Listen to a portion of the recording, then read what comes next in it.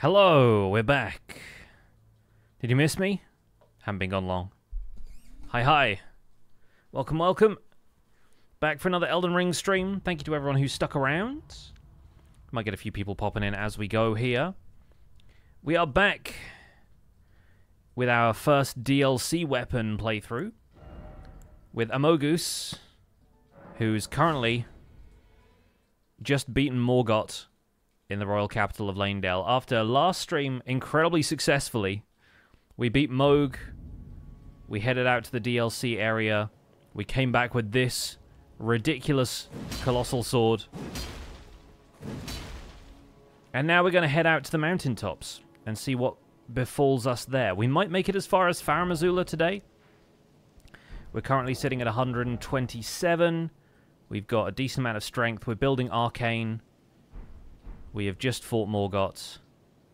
And honestly, Morgott's Remembrance might give us the sword that is also kind of works well for these stats. But in the meantime, I might put Radagon's Source Seal back on just for a little bit of extra health and blah blah blah, just to get us through the early stages of mountaintops. The only other thing I want to do while we're in mountaintops is go to Castle Sol so we can get to the Consecrated Snowfield, because it's there I want to get the armor that's going to work best for this character. I mean, not necessarily work for the build, but just work in terms of the overall aesthetic that I'm going for, you know? So yes, we are leaving Lanedale behind, taking the rolled route. What's up, Sapphire Augen?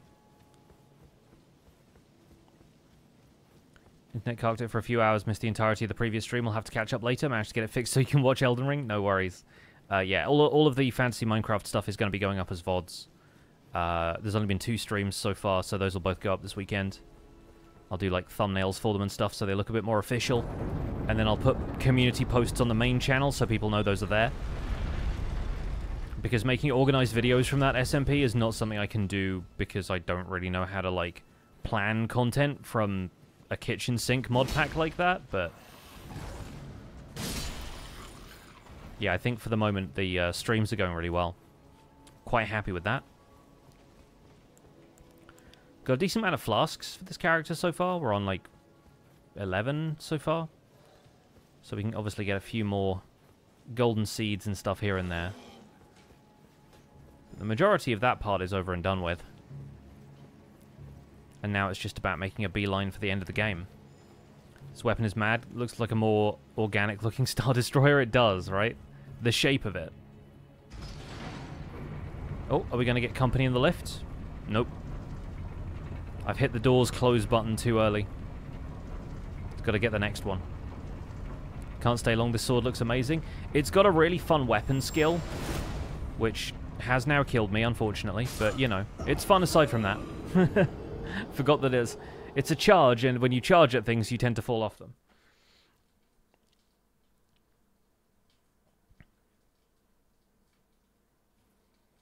Oh, and now we've got to wait for the lift to come back, and I've got to take the same one as that Misbegotten that we thought wasn't going to take the lift with us that time.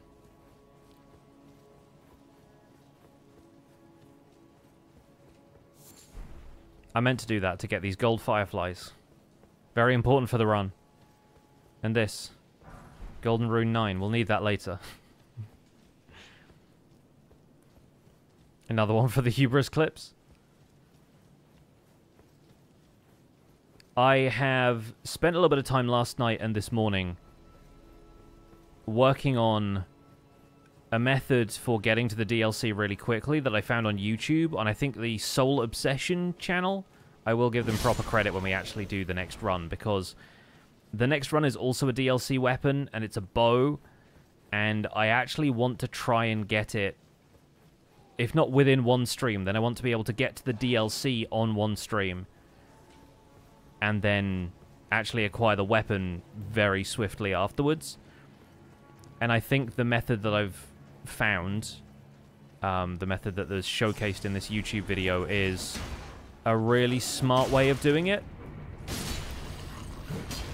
and is potentially going to be how we get to the DLC for like future weapons that require us to get there.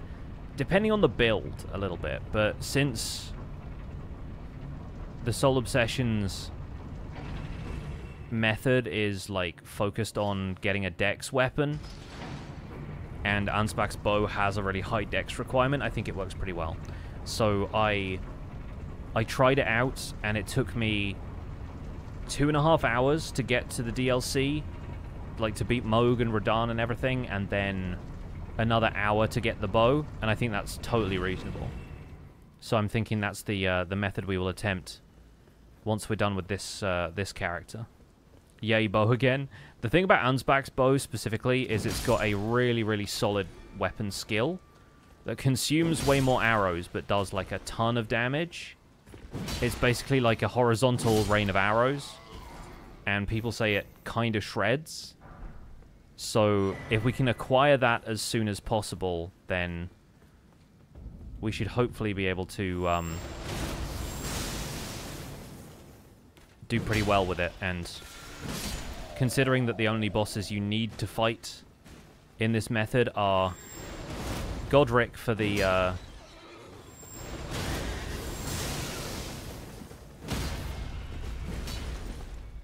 like talisman slots and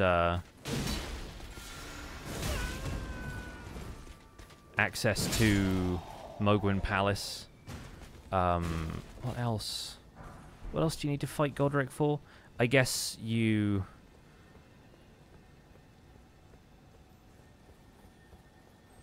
need to get into Lanedale before you fight Moog, because then you have to get the shackle. Is how it works, I'm pretty sure.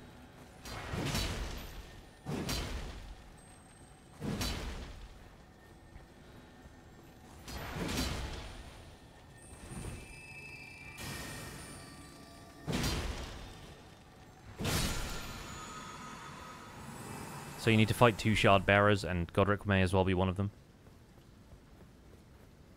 But yeah, it's basically like a shotgun bow. Yeah, it fires a lot at close range, and even at longer range, it seems to deal a pretty decent amount of damage with the weapon skill it has. Don't think you need the shackle, but it helps. This particular method basically stun locks Moog if you do the right sequence of things, and you can get to the DLC at like level 70, basically. Like, I've beaten Moog on this and we didn't have the shackle, but I used the Mimic tier, and I was also, like, 6 hours deep into the run at that stage.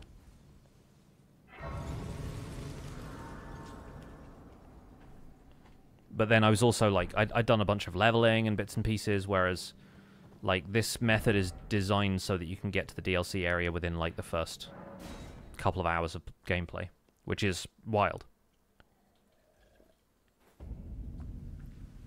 It's pretty heavily optimized. I'm going back to Dragon Barrow real quick, because one of the other things that method taught me is the very convenient location of the last 2 upgrade materials we need for this weapon. So this Scarab here, if I can actually kill it.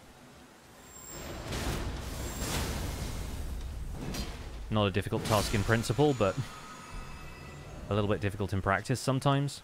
So that gets me the Smithing Stone 9, the Somber Smithing Stone 9, and then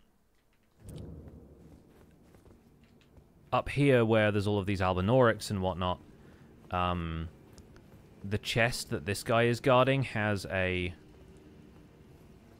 Ancient Dragon Somber Stone in it. So all we have to do is, like, not die on the way up to this, which is obviously easier said than done with this lot around.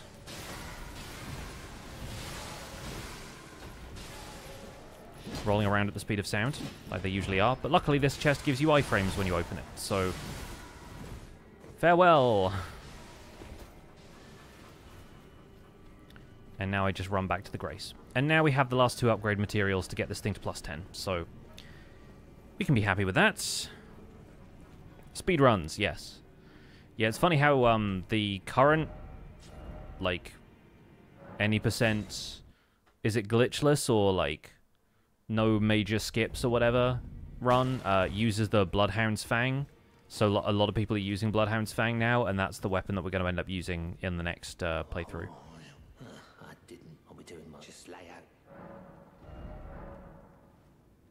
Oh, we don't have a Smithing Stone 8 yet, huh?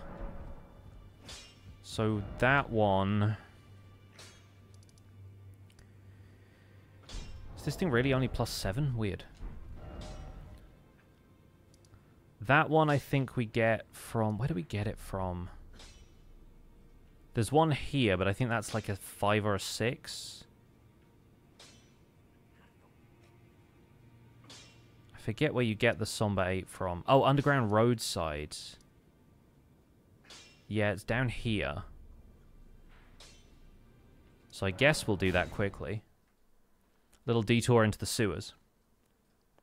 Then again, we might also get some Somber 8s from mountaintops, so maybe I should just go up there and then we'll... Yeah, we'll do it that way. Don't think the guy should be able to lift that sword. It's probably like 500 pounds. Yeah, I have put a lot of stat points into endurance, which I don't normally do, just so I can lift this sword reasonably and not be like over encumbered by the weight of it. But that is typically how these things work. You are supernaturally strong, but there's a lot of other supernatural stuff going on, so it balances out.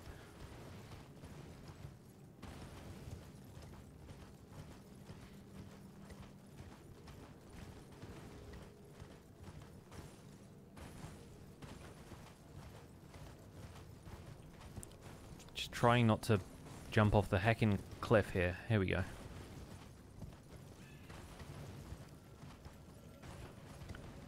I haven't brought up the Knight's Cavalry yet, and I feel like he always appears when I say he's not here. But this time I do think he's not here.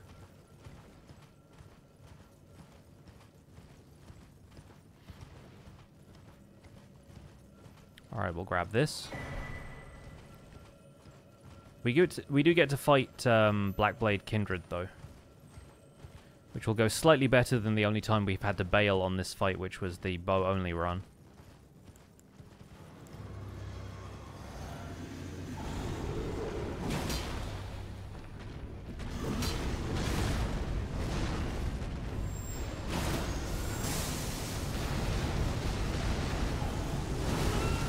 Ow. Oh yeah, and then it has damage over time. I remember.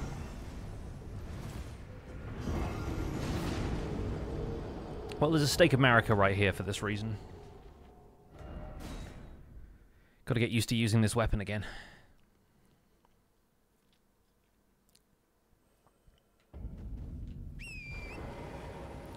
To my horse.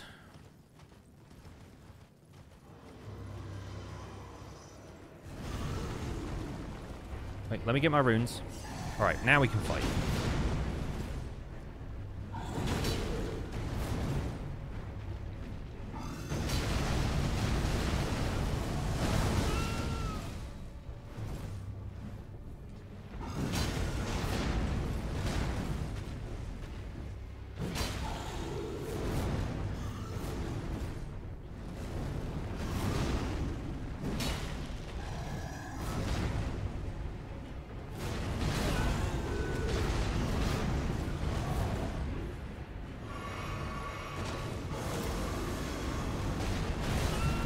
Oh, wow.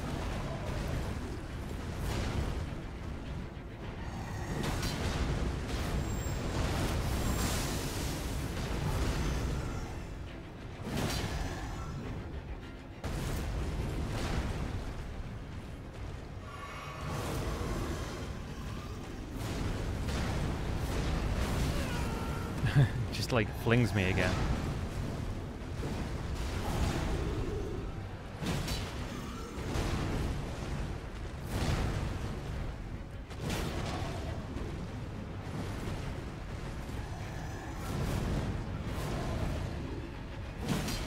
Okay, one more tap and we're okay.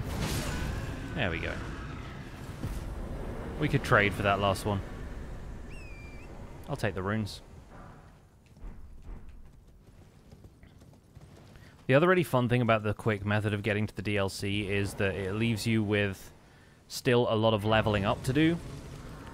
Like if you hit the DLC at level 70 something, it's actually kind of nice because you still get to put runes into stats. but you usually arrive there with, like, close to 60 vigor.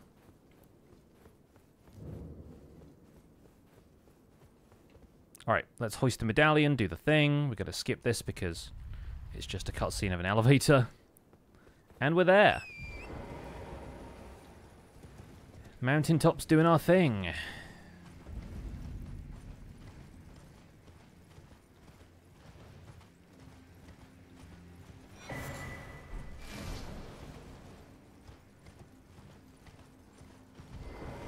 We'll get this. And if we wanted a Somber Smithing Stone 8, I'm pretty sure there's a scarab on one of these trees up here that might drop some sort of smithing stone. I can't remember if it's a somber one or a different one. But yeah, it's like on the tree right there. If we bring it down with like a throwing knife.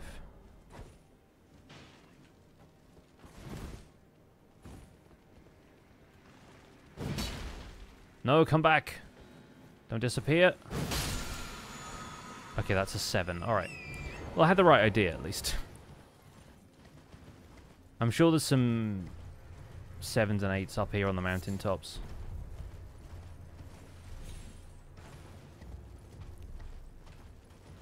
Getting ready to make a new cake recipe later today. Sounds good. Love when you get to try out new recipes. It's always fun.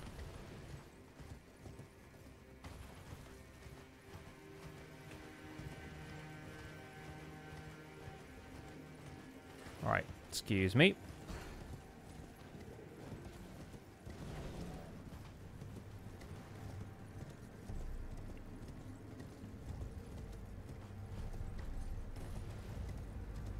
A lot of butterflies around today, always.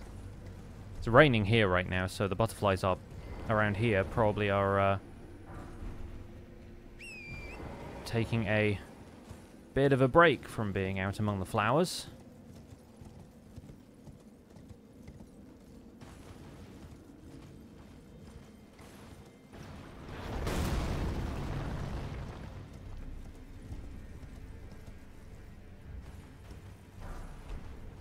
Runes. Grease. Bait items, basically.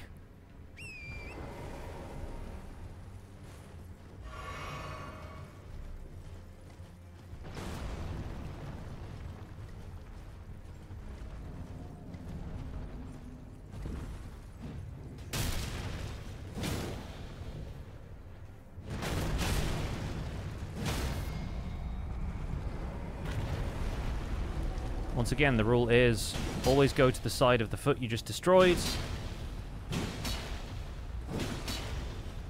And slash at the chest even if you can't get the crit.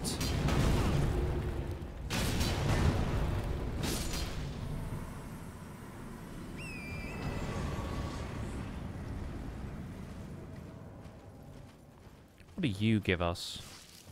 This is going to be another 7 or something, isn't it?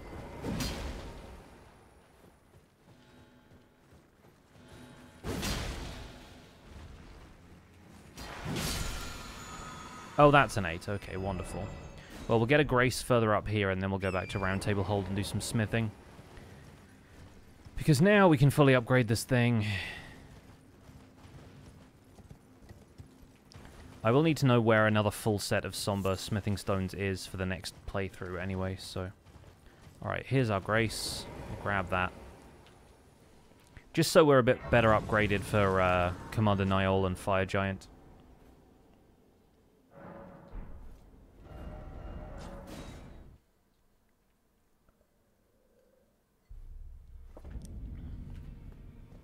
I've heard that a lot of weapons from the DLC are actually really good at the last rush of bosses in this game. So I'm kind of hoping that this is one of them. Don't pay me, just lay out. Nice. Alright, we are fully upgraded. We're there. We're good. I might see if I can get some more... I mean, I have all of these remembrances, so we could probably pop those if we need to, but... End of the day, it's all just runes, and we can get runes from killing birds. Large or small. Is that enough? Was that enough? Just about. Okay, cool. Let's put another point into Arcane. It's still getting us 3 points per, so that's honestly really solid. Yeah, continuing up mountaintops, going this way. At this stage, the sword is wielding you. It's like the suit wears you, or whatever, you know? It's one of those things. One of them situations. Alright, Castle Sol first. Fire Giant afterwards.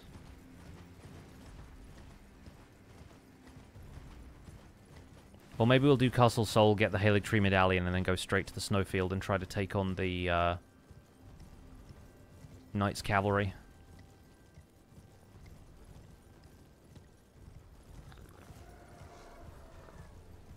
Need to get good at horseback battle with this weapon specifically, because it's kind of a slow swing.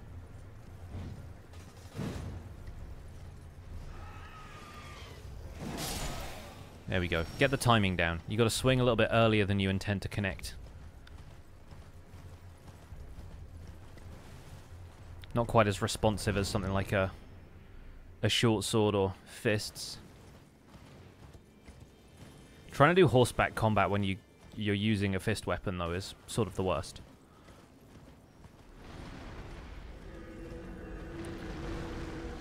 The usual, ignore the skeletons.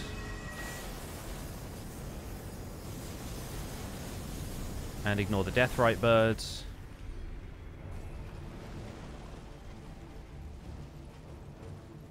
These are all trivial concerns to me. Also probably ignore the mausoleum in a second.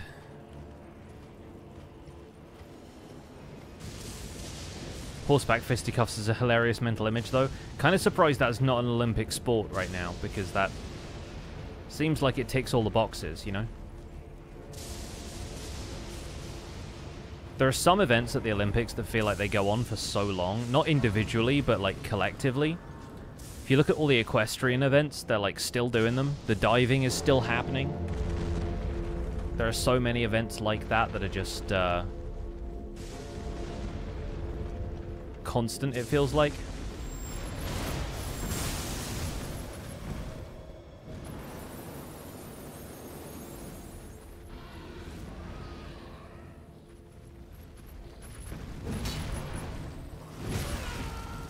Probably shouldn't have rolled back. Bit of a mistake.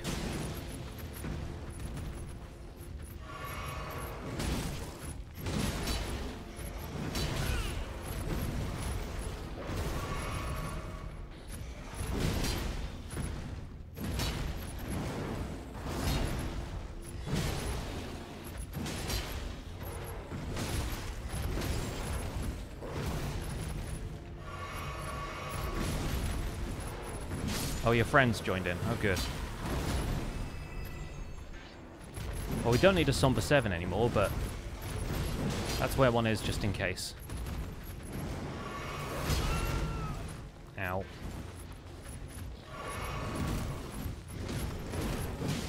Good thing about these enemies is that because they've got items that you could feasibly want to farm, the game doesn't respawn them once you've killed them. So now we can go out and rest and get all my flasks back. Or we could keep pressing on, because the next grace is not too far away and it's pretty easy to get to. Let's give that a go, eh? Get wolves, we get the birds. Get a bunch of annoying knights in a second.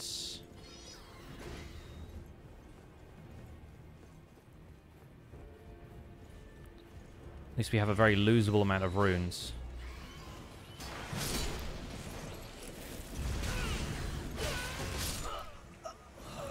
Well, it was going to happen one way or the other.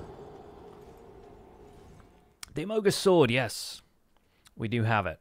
It's taking a while to get used to colossal weapons, to be honest. Like, the slow swinging thing, they're like very satisfying to use, but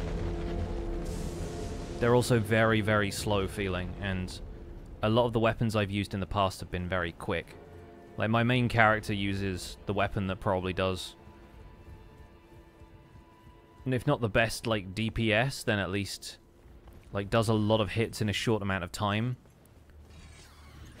and can absolutely shred if you know what you're doing, whereas this feels so heavy and slow and deals a ton of damage all at once. But at this point, I feel like I probably shouldn't stop to, like, try and fight any of these guys, right?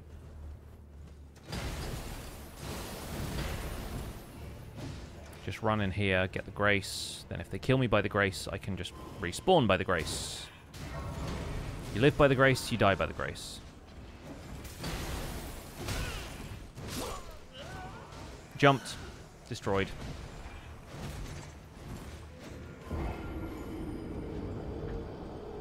But at least I set my spawn there. I am also still using the Source Seal, which is a Mugs game. It's a very silly thing to do. Anyway. Got those back. What's on my physic right now? What do I have on this thing? Okay, that's good. That's actually worth having. Just wanted to make sure I didn't end up with the crystal tier again.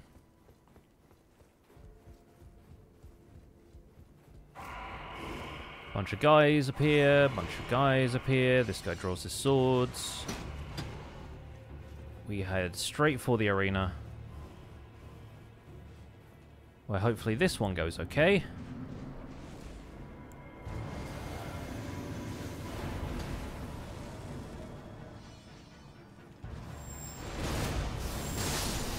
Alright, that was pretty good.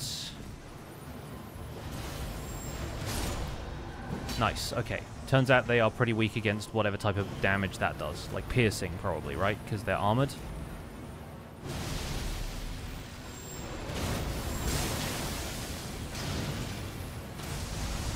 Nice. Alright, this should go okay too. Once it's just him on his own, this fight is a lot more predictable.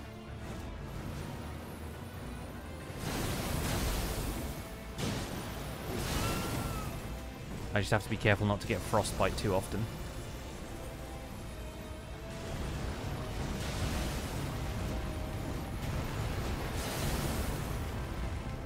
And now, because he's an old man, he has to take a breather.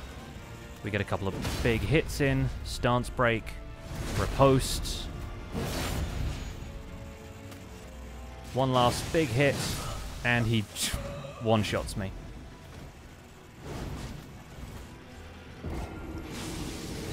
Poor stamina management on my part. I didn't get away from the kick because I had no stamina to roll with.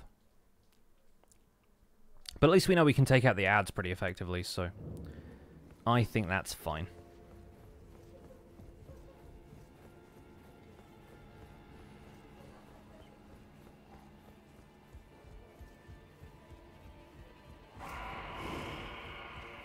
Excuse me.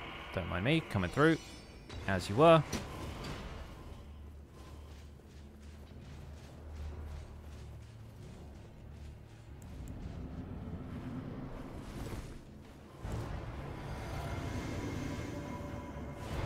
Run around to the left. Aim for this guy.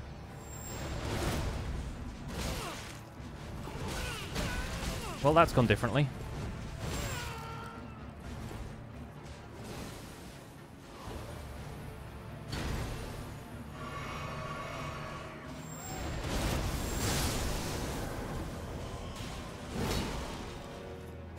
Alright, not to worry. We rallied.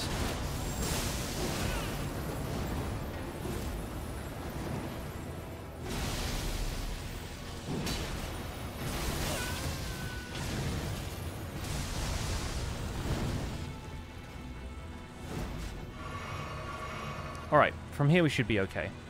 Again, I think. I hope.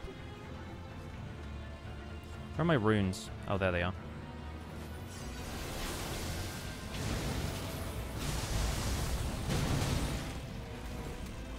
We both poked.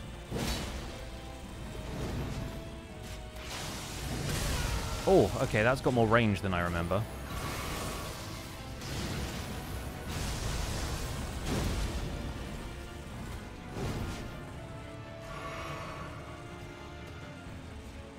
Go on, do your thing.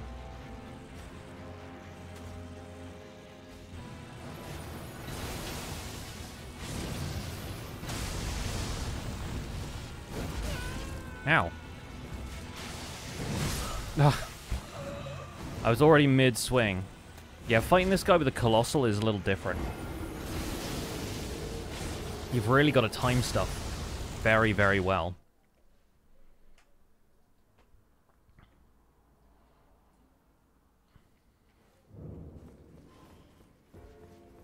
And I think, honestly, I should spec my talismans out for things that really work well with stamina. Either give me more stamina or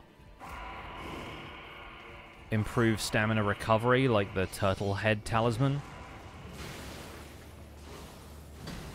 Because I could really use those right about now.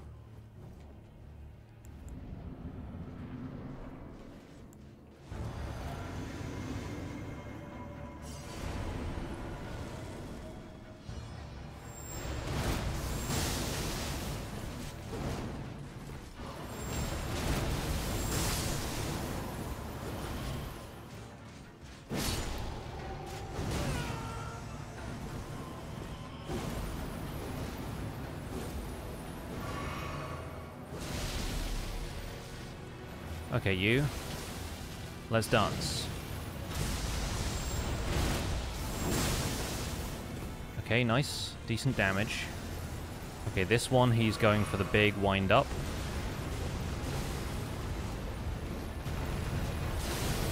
So now he takes a big long break.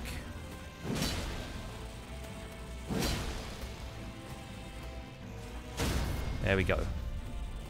Riposte. And now this time we get away, we charge mana, and we heal. Ow.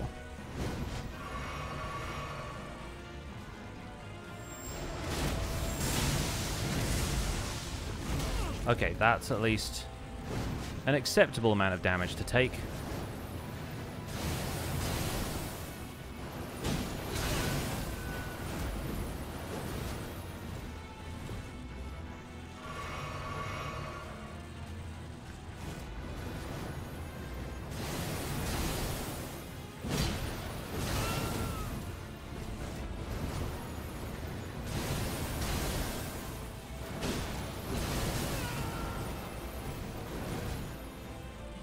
Alright, 2 more.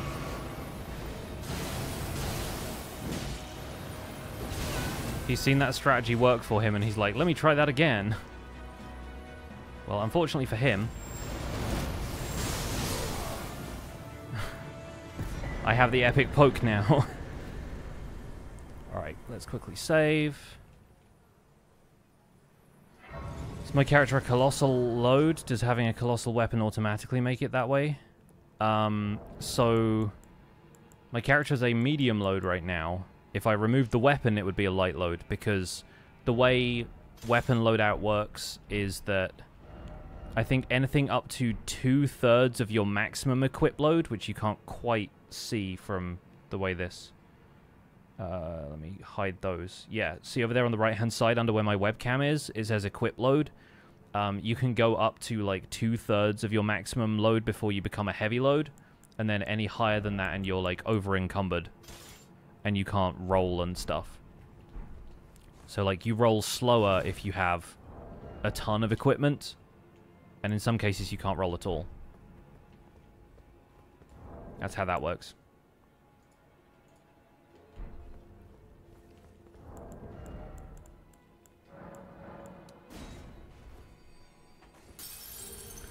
And so, yeah, if you're barely equipped with anything, you'll be a light load, and the light roll travels further.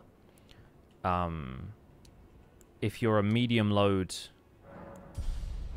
then your roll doesn't travel as far, but has the same amount of invincibility frames, basically the points in the animation where enemies can't hit you with, like, a standard attack. As long as the frames of their attack are less than the frames of your roll, they will not hit you with that attack. So it's kind of like a fighting game in that sense, where like people at higher levels of gameplay will study like how many frames it takes for an attack to land, and they'll know that like if they're executing a move, if their move is faster than the other person's move, then they'll hit and the other people won't, you know? That kind of thing. There's a level of technicality to it if you want to play, like, really optimally. Isn't this challenge going to take years? Oh, absolutely it is, yeah. Like, I do not know if I will ever actually finish this, but the goal really is just to have fun playing around with some weapons that I would never normally use. Because I find myself playing this game the same way basically every time. Like, I restarted a playthrough when I knew the DLC was going to be coming out, and I just found myself playing the exact same way I did last time, and I thought, how can I shake myself out of that pattern?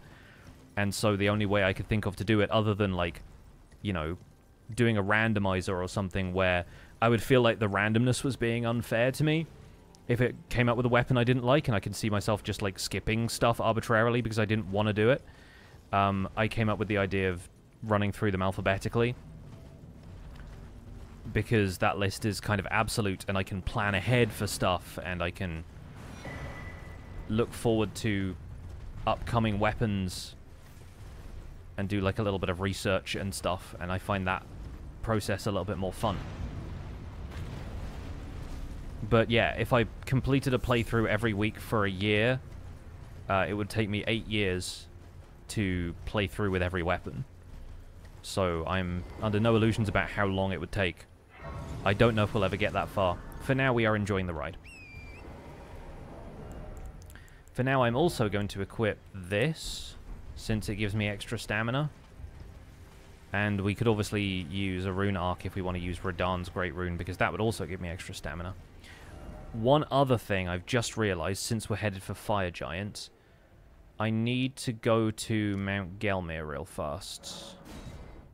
So we're going to go up Seathwater River, we're going to go see... We're going to fight the Magma Wyrm, go see Alexander, and then that guarantees that he'll be up on mountain tops, because I want Shard of Alexander for the final build, which means, unfortunately, we do have to fight him.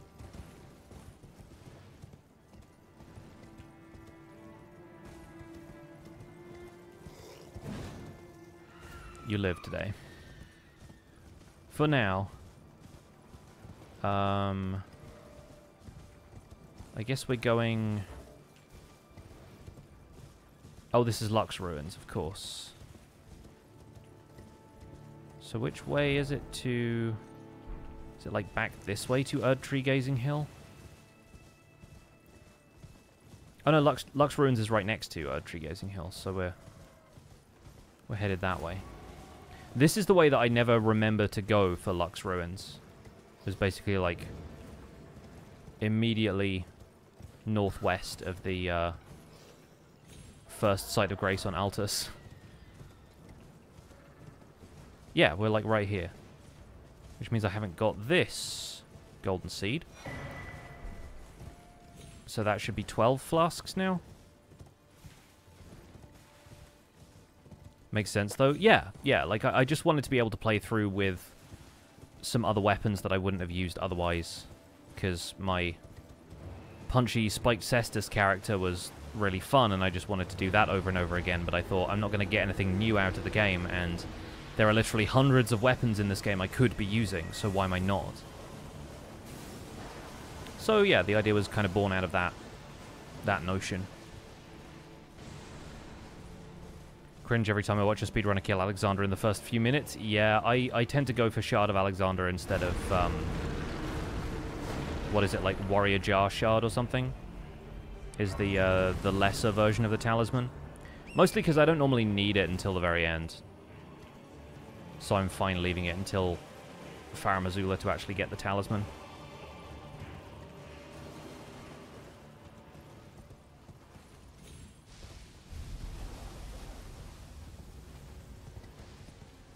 Oh, we get another golden seed from here as well. So that's definitely 12 flasks if it wasn't already.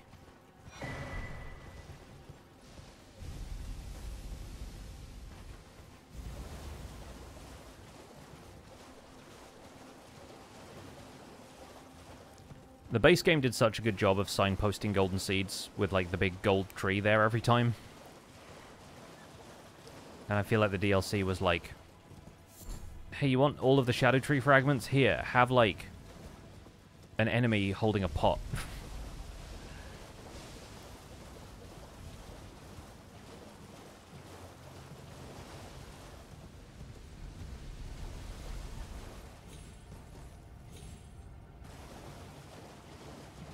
Because that makes sense.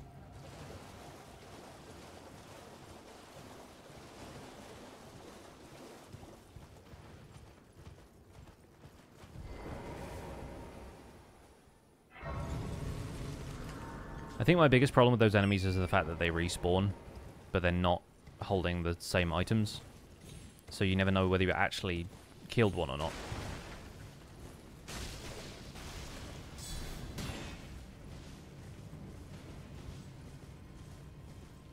So now, Conspicuous Stake of Marika takes us to the Magma Wyrm fights.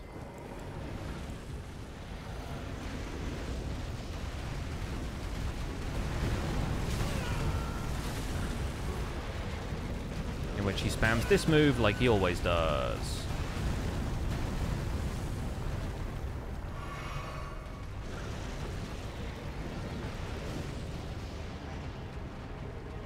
You okay, bud? You gonna come and join the fight, yeah?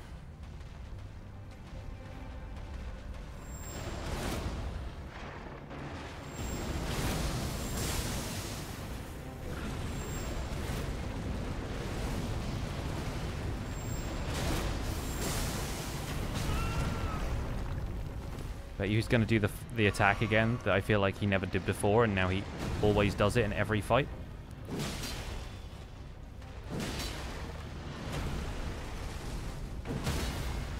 Or maybe he's not going to get the chance.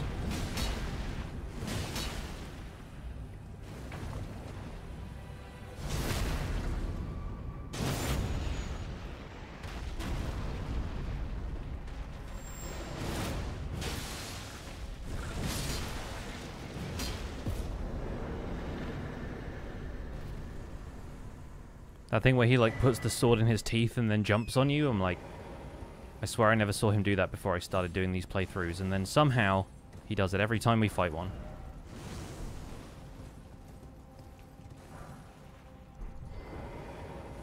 Hey, man. Ah, I hardly think you'll hit your... I've been take it. Jar! I won't be able to tell. Perhaps there's an old above the lock.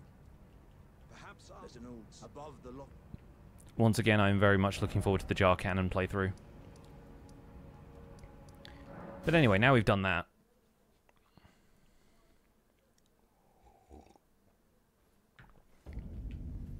I feel like we will summon Alexander for Fire Giant this time.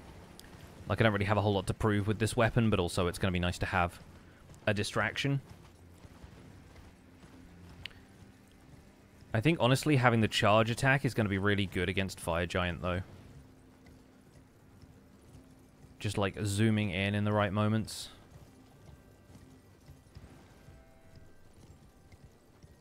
Hey, Polsky Stalker, welcome in.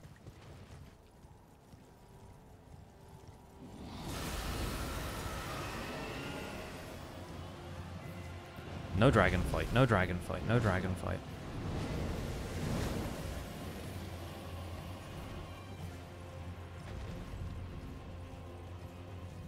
Getting some good damage with this weapon. Yeah, I think the strength arcane ratio is pretty good right now.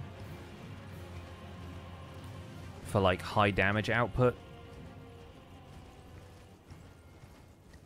Obviously going back and fighting minor bosses like Magma Wyrm maybe skews it a little bit because it's not the most high HP enemy, so we're taking chunks off the health bar, but I'm mostly worried about fights like Radagon because you really need to pick your openings. And this weapon swings so slowly that I'm kind of concerned I'm going to get collateral damage here and there. How hard is combat against bosses in this game? The first time through, it's really rough because you're still learning the fights, right? You're learning the timings and whatnot. Once you kind of get the rhythm of the game, it's pretty good, but there are a couple that you really have to like sweat through. We're not going to worry about Vike today, or much else up here. Actually, we're just going to go for Fire Giant and I think our only stop is going to be our final Sacred Tier.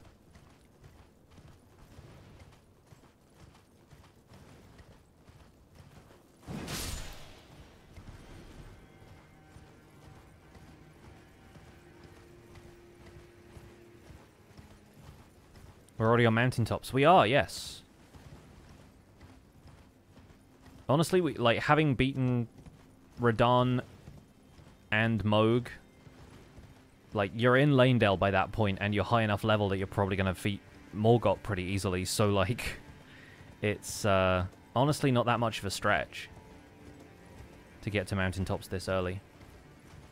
I still think, was it Alabaster Lord Swords has been the fewest number of streams to actually complete the game. I think we only did like maybe 3 streams with that weapon before we were done, or maybe 4. It was like 1, 2, 3 and then a finale. But if it's a sword you can get in the base game, I think I'm more confident with melee combat than I am with spell casting, even though we've done 2 full like mage playthroughs at this stage. So I think the only thing holding this one back from being a relatively short playthrough is the fact that you have to go to the DLC to get the sword.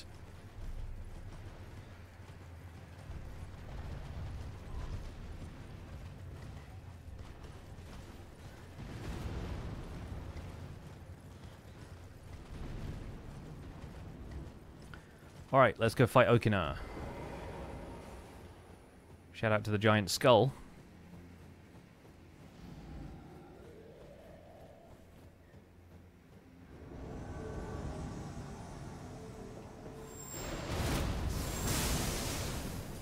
Okay, he dodged our opener. Didn't dodge the follow-up, though.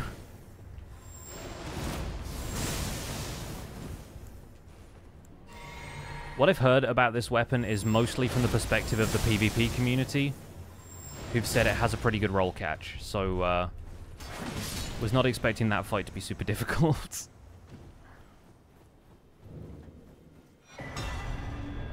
And now we have Rivers of Blood, a sword that I could also feasibly use because I have a strength arcane build right now.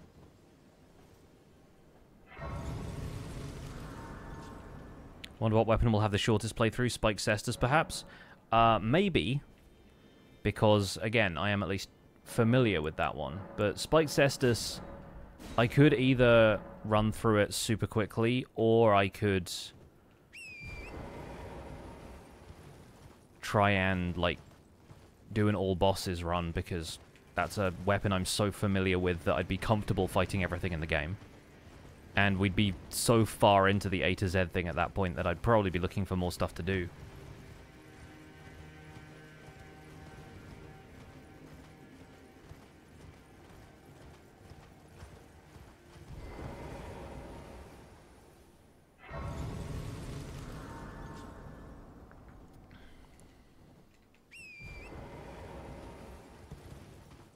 So over here we will get to Fire Giant.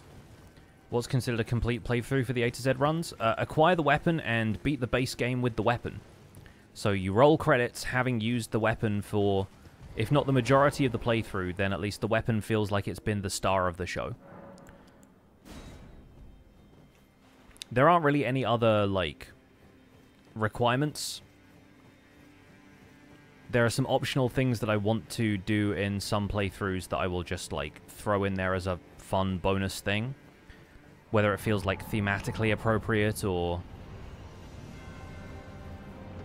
Like, in this case, we went to the DLC, we got the weapon and a talisman that works pretty well for it. And then that's all I did of the DLC. Like, I didn't fight any bosses while I was there. I figured I was just gonna get this weapon and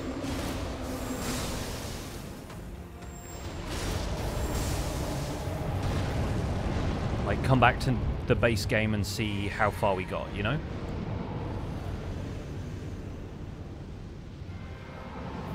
Alexander, where are you?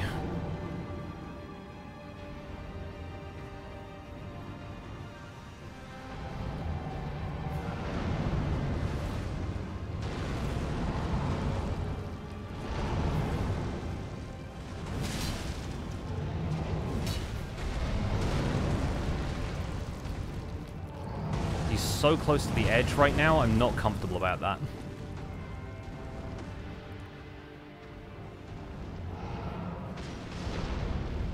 Also, he's left his bones out here.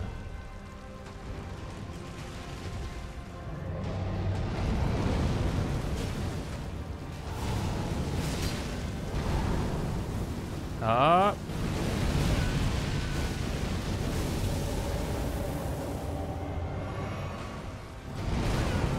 Yep, thought so.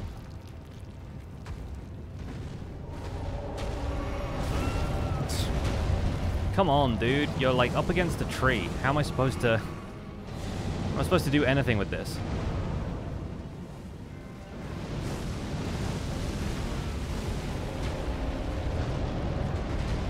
Okay, now he's rolled into a position where I can actually go in for an attack.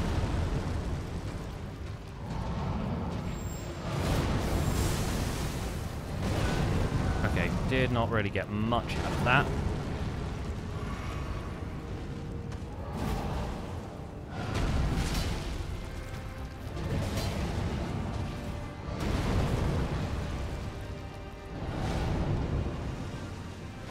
Get him, Alexander! Punch him in the foot!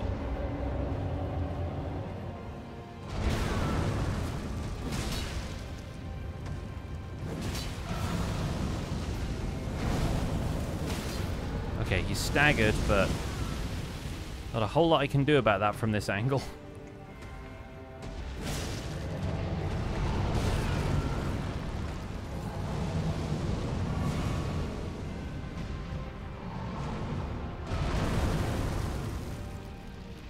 And now he's on the tree.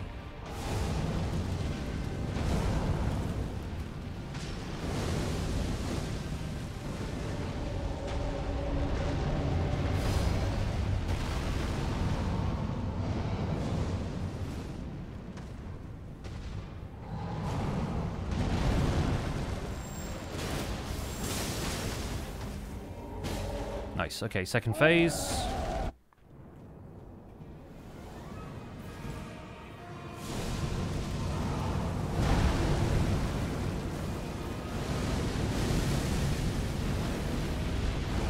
Can't really do a whole lot until he's done being a volcano.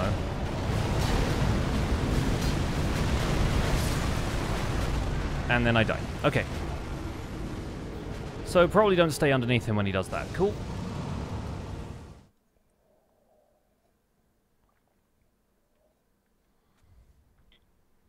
Emil Jason, welcome in.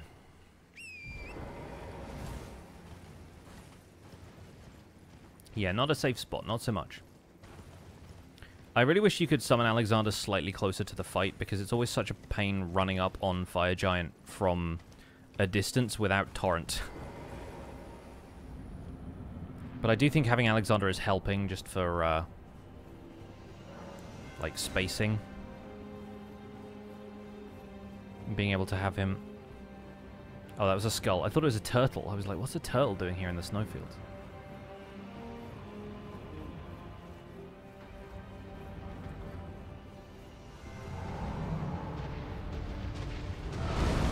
Yeah, by all means, bring yourself closer to me, instead of doing the annoying, like, snow shovel attack that he always does.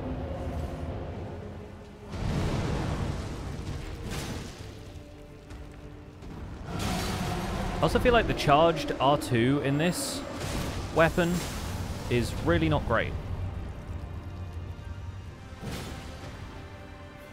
Like, it's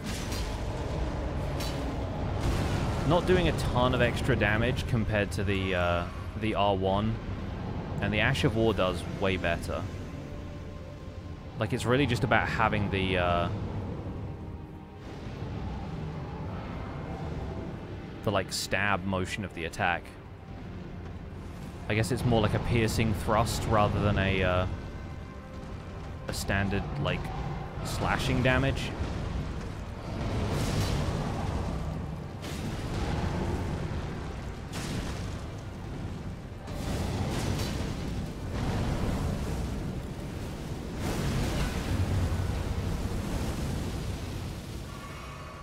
Does he just stagger again, or was that just the end of that attack? I can't really work it out. Alright, Second phase, a little faster this time, that's good. Oh, and he took a ton of damage right then as well. So we're going to run from this, and then run from Volcano mode, and then Alexander is going to tank for us. That's the plan.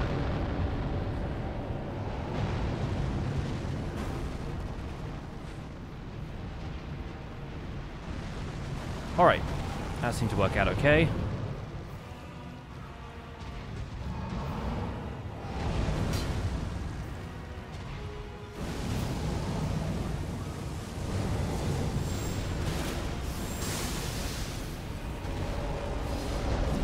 Oh yeah, and he rolls a lot in this mode.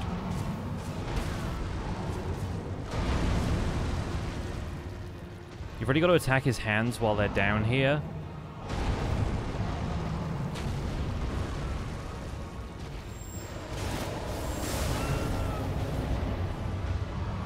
So that's the difficult part of this.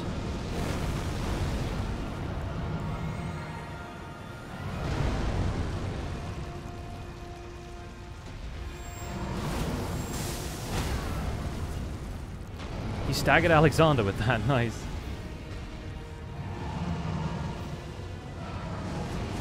Oh. Well, he wanted a hot flame to temper himself or whatever, so that's kind of what he got there.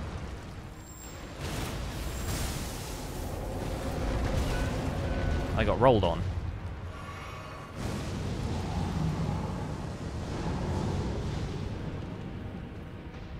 Go, Alexander, do your thing.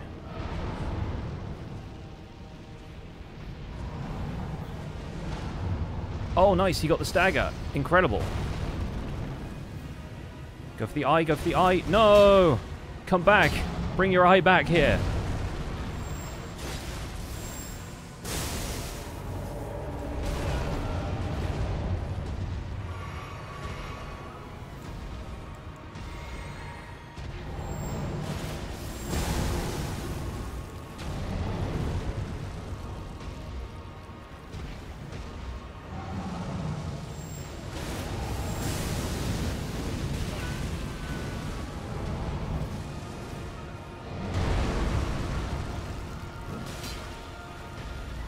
Oh, so close to getting that follow-up.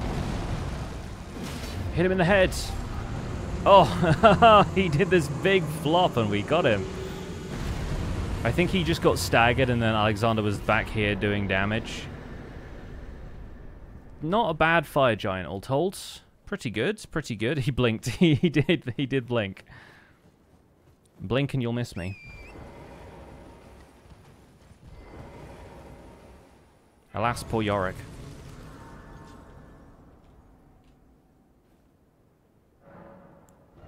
Alright, we'll put one more into Arcane, because Arcane is still getting us wild damage increases, which I'm very happy about. Nice to have a decent weapon for him for once. I mean, yeah, like, the thrust attack from the Ash of War and then having that big AoE follow-up is actually kind of clutch for this being a colossal weapon moveset. Like, I feel like if everything was as slow as, like, the big swings with this sword, it would be kind of untenable, but that's a problem we'll have to deal with for future Colossal Sword playthroughs.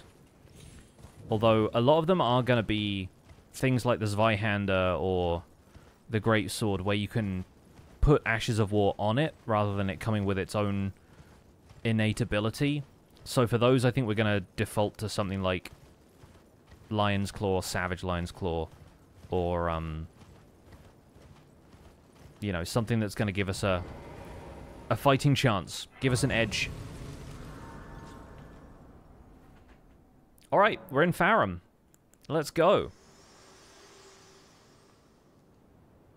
What, that's like an hour into the stream? Between this world and death. Are you to commit? Very well, let my hand. Alright, I'm going to let the cutscene play, if only because I've started to make thumbnails for these on YouTube, and I actually kind of want a thumbnail screenshot of this cutscene specifically. So to help me with that, I'm actually going to hide the overlays.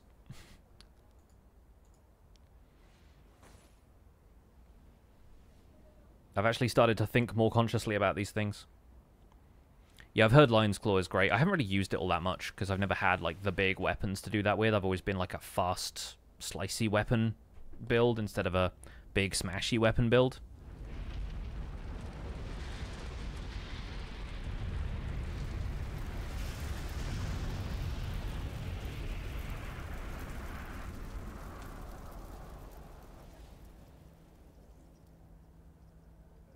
Honestly, this as a thumbnail reaching out towards whatever weapon we have for the playthrough would be pretty funny.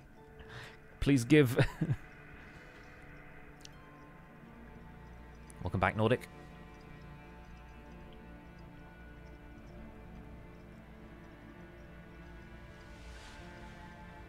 O Erd tree, you shall burn. There's a lot of O in fire incantations, right? There's a lot of O, whirl, O flame, surge, O flame. Burn for the sake of the new Lord.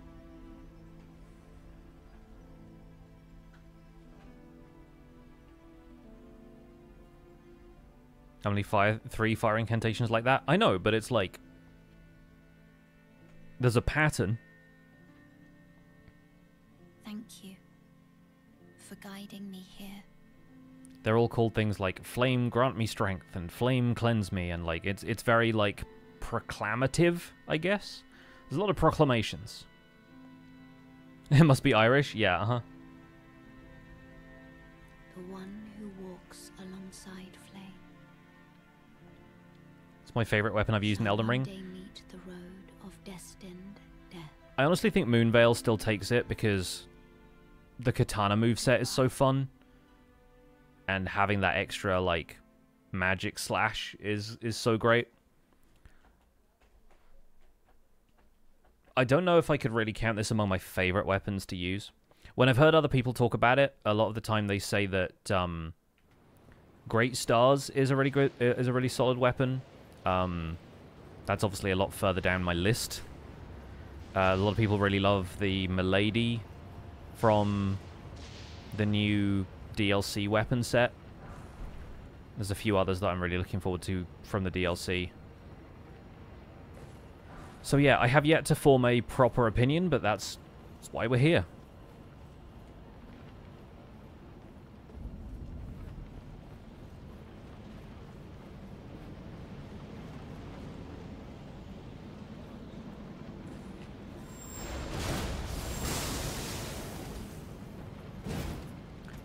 People said that the hitbox on the Ash of War was kind of funky, and I'm starting to see what they mean.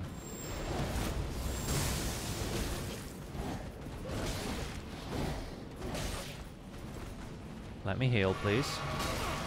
Thank you.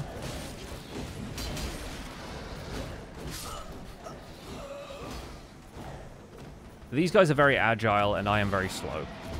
That is the problem at the moment.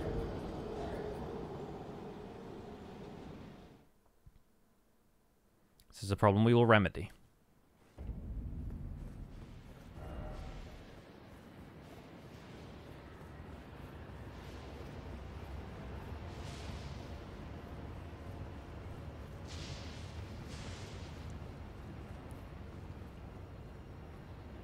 I don't know why I always bother fighting a lot of these beastmen as well when I could just run straight through them and get to the people that we need to fight, but it always just feels like a nice way to reset when you start a fresh area, is like, how tough am I versus the local residents? The answer in this case is not very.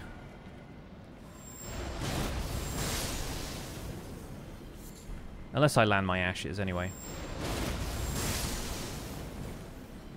Then everything goes a little better. This guy next to him doesn't even worry about that, though. That's the weird part.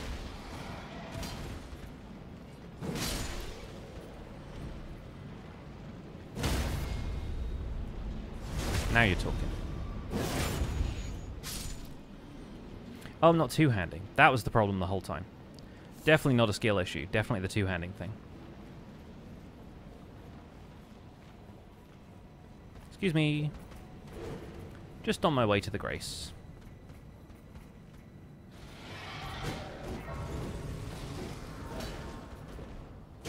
I have old talismans about me two-handing as well. Why am I, like, forgetting to two-hand?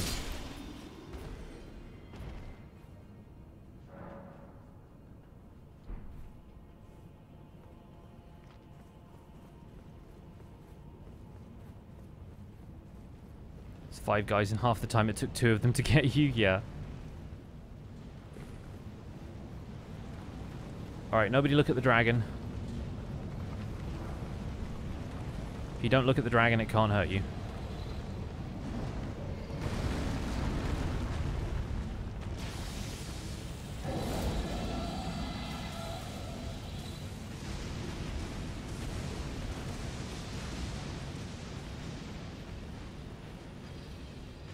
And we're good. Oh yeah, at this point I'm normally so concerned about gathering somber smithing stones and... Well, not somber, but like regular smithing stones. I'm like, alright, I'm on my smithing stone 8 grind. With somber weapons, we don't have to worry as much about that.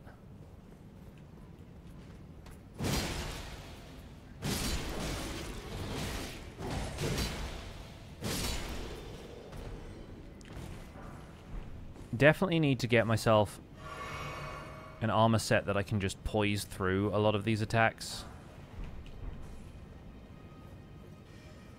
That's sort of the whole colossal weapon mindset, I think, is like, make yourself tanky enough that your hits land regardless of whether you're trading. And that you don't get, like, staggered out of an attack when your swing starts, it connects. I guess hence, like, Lion's Claw being so popular.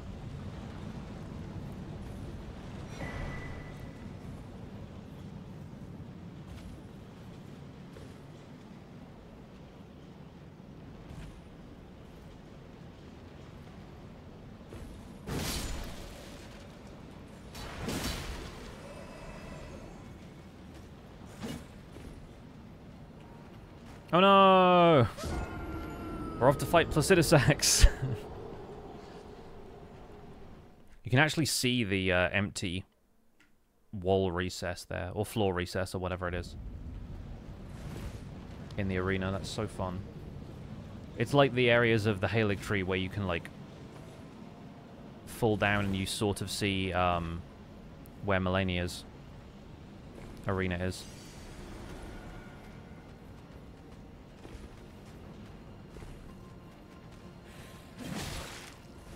Let me through. Damn, damn, double damn. I think before we fight the Godskins, we are actually going to go to Consecrated Snowfield and see if we can fight the other duo, which is the Knights Cavalry Duo. Because I really want the armor set now.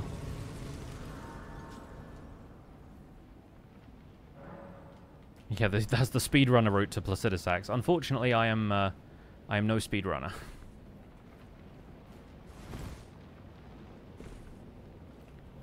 There's a couple of jumps like that that really don't look like you should be able to do them. Like, it looks like they've temporarily suspended the rules on, like, what fall damage is. Specifically for falls like that.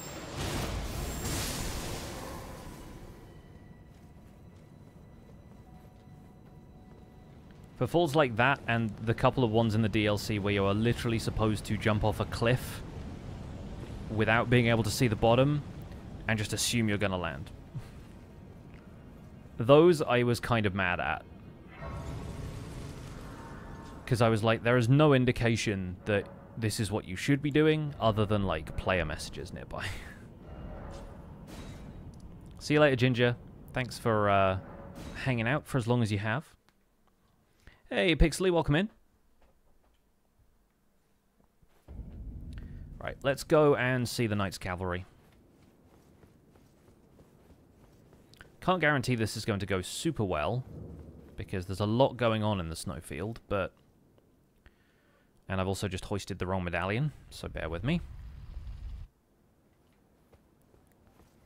Let's hoist the medallion again and go back down. This is the other cutscene you don't see as often, which is the one where you return to the bottom of this. Anyway, secret medallion. There we go. Don't think I would trust player messages. Exactly. That's the thing. Like, after so many of them have said, like, you know, try jumping or whatever, right? Like, you're so used to being lured off ledges that it's actually hilarious that there are 2 points in the DLC. Not even just one. There are 2 points in the DLC where you absolutely have to jump off a ledge to proceed. And it's a ledge that looks like you are falling into the abyss. But there are so many other places in the game that are like that. You know, you look at the beginning with Chapel of Anticipation. The amount of bloodstains there are around that first ledge because everyone tries jumping off it the first time.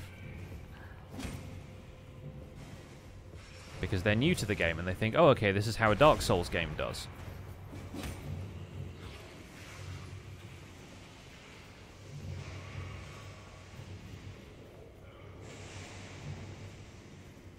Needs yellow paint, really does. And like, I did it. And there were a couple of things, there was a couple of like, you know, tutorial ghosts nearby that kind of said, you know, oh, give me the strength to fly or something like that. And I was like, oh, okay, you're supposed to jump off of this, right? But like, it still took me a minute. Like, I still gave it due consideration.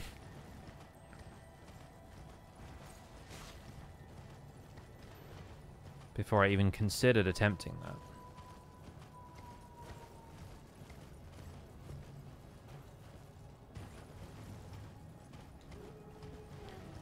We're going to go and get the map fragment here.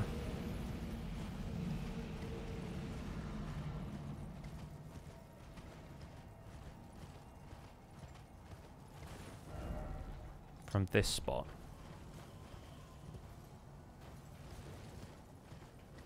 Alright, this is where the cavalry are.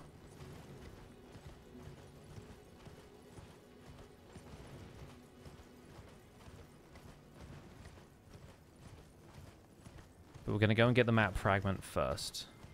And over here it's actually kind of clearer, so you can sort of see back towards where that caravan is.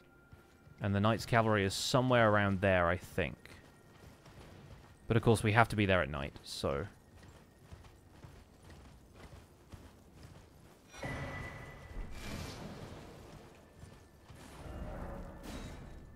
There's a grace like here, I think, that we can get. Just don't want to have to ride all the way back if I'm...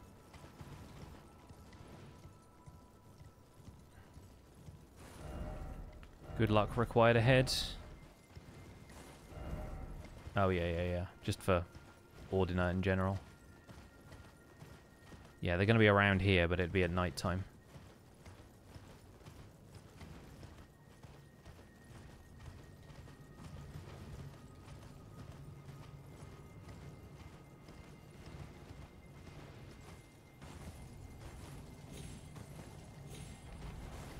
Had to look it up online to see if I had to jump, yeah.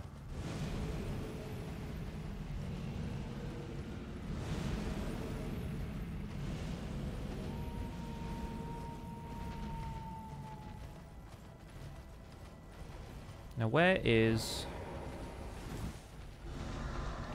Oh, hello. It's a spectral dragonkin.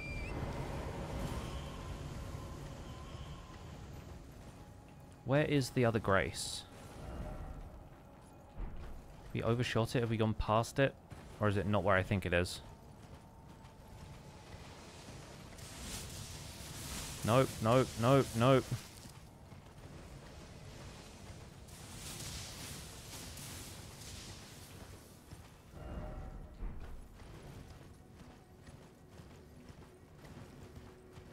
think I need to go back towards where the lights are.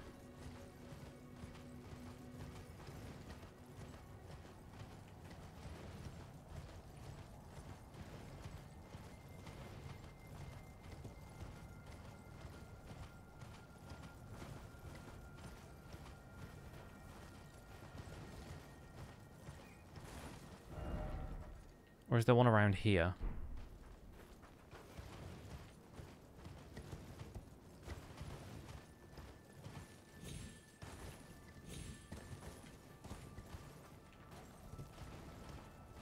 Oh, it's tricky. I can't remember quite where.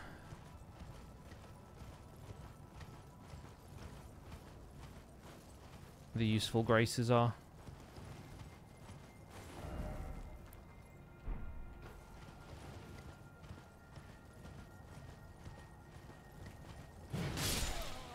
I guess we could just get the one at Ordinate and come back.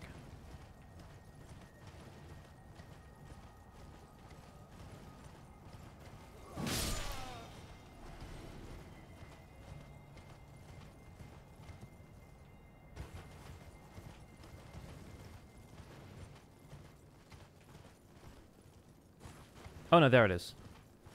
This is the one I want. You're the one that I want.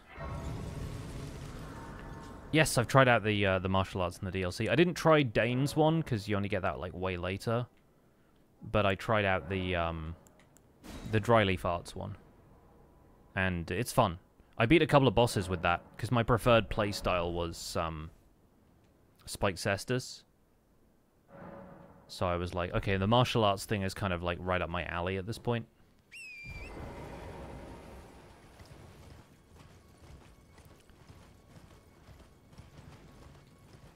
Okay, so the Knights Cavalry should... Yeah, there we go.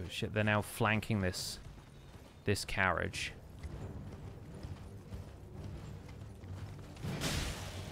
Okay, this should be alright then. He's going to deal a lot of damage to me if he connects, but... I can also deal a lot to him, so...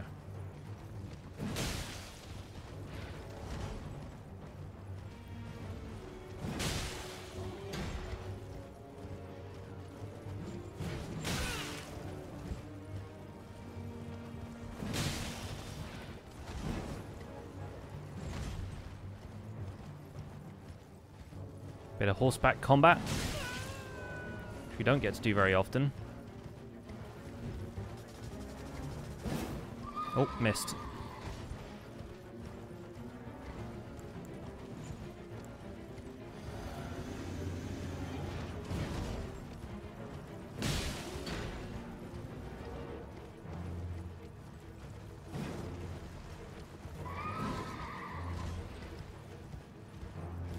Main thing is making sure that our stamina recovers and that we don't run into anything else that's going to deal damage. Oh, yep, there we go. We're off.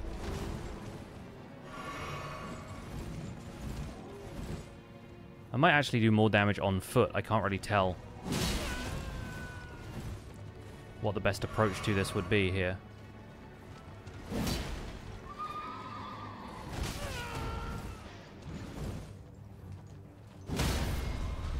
Because, like, now...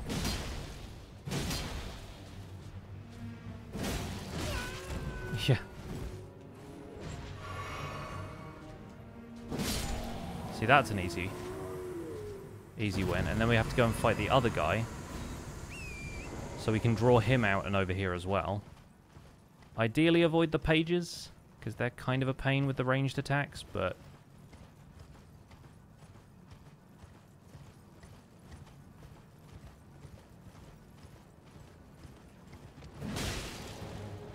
There we go. Draw him out.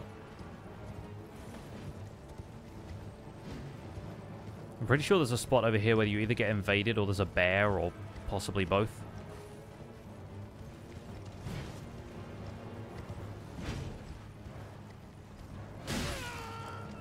So do my best to avoid that where we can.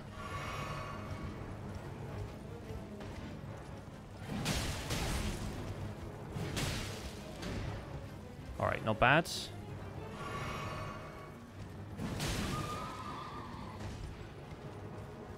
If the horse gets taken out, we'll fight on the ground, but...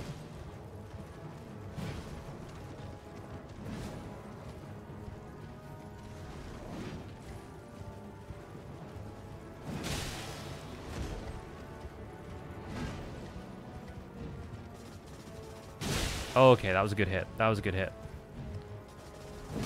Yeah, alright. Not too bad. We're jousting now. We're doing it.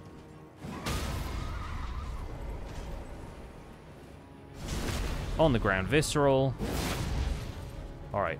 One more heavy R2, and we are down. Very good. Possibly invaded by a bear? Yeah, that's definitely it. Okay, now you're talking. Got a little bonus smithing stone out of that. Because this... Oh, that goes together so well, doesn't it? That absolutely goes together well. Knight's Cavalry Gauntlets. Can we get the Greaves as well? We can. We're not even a heavy load. But look at this. Look at this Game of Thrones man. Oh, that's nice. That's nice. And also, so much better than the armor I was using. Like, if we do compare details here, it's basically superior in every way. Because this was, like, the armor that I bought at the beginning of the game, more or less. Was, like, the leather trousers and stuff. Yeah. No, we're rocking this now. We're in it. Alright, back to Farum. Let's go take on the Godskins. Fashion Souls. Baby! Yeah, Knight's Cavalry fight went pretty well, actually. I'm quite happy about that. Those guys can be a real pain to fight because the horseback combat can sometimes be a real pain. And there being two of them, and you have to finish both of them in order to get the kill, as it were. In order to be rewarded for the fight. Alright, me and Banal versus the Godskins. Let's do this. Not the greatest of starts. Kind of fluffed the weapon skill there. And then getting black flamed, of course. Luckily, Banal is here to back me up, and...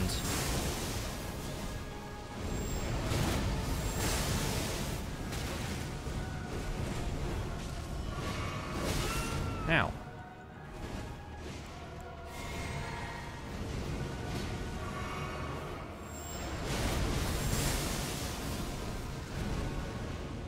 Okay, I think Apostle got confused there.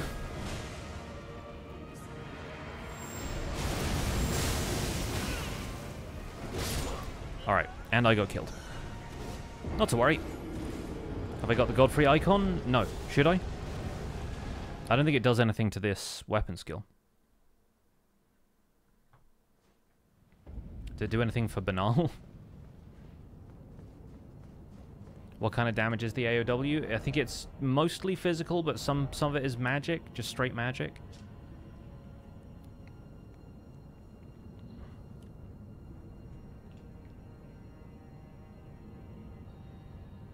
It's like piercing and then magic damage. Doesn't it buff Ashes of War? No, it buffs roaring attacks. I'm pretty sure, right?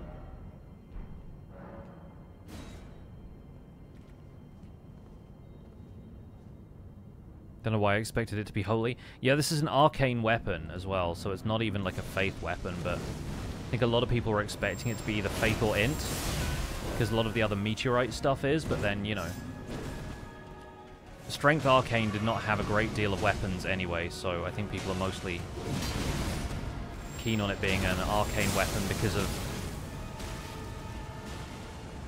like, overall gameplay.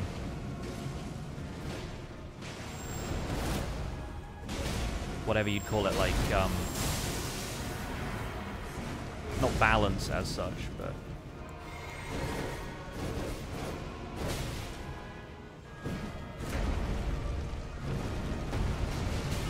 Oh, I hoped he'd get trapped behind there, but he kind of landed on top of it.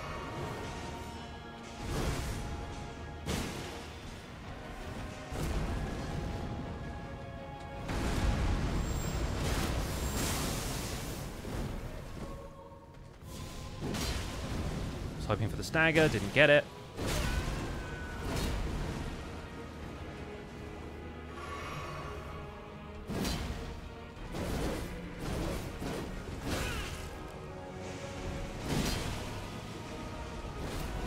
Now I'm just in him. Oh, thankfully I got a heal off.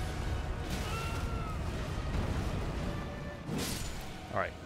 That one's dead at least. Oh, Banal's dead. That never happens.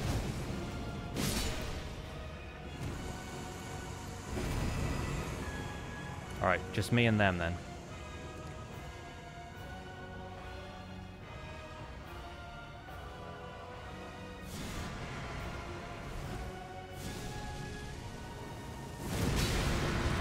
Oh, I hate that he's just summoned Noble back as well. I don't like fighting both of them.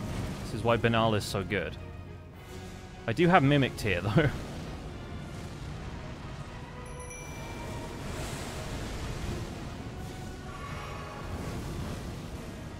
Two v 2 is fair. When I don't have, like, sleep effects or anything.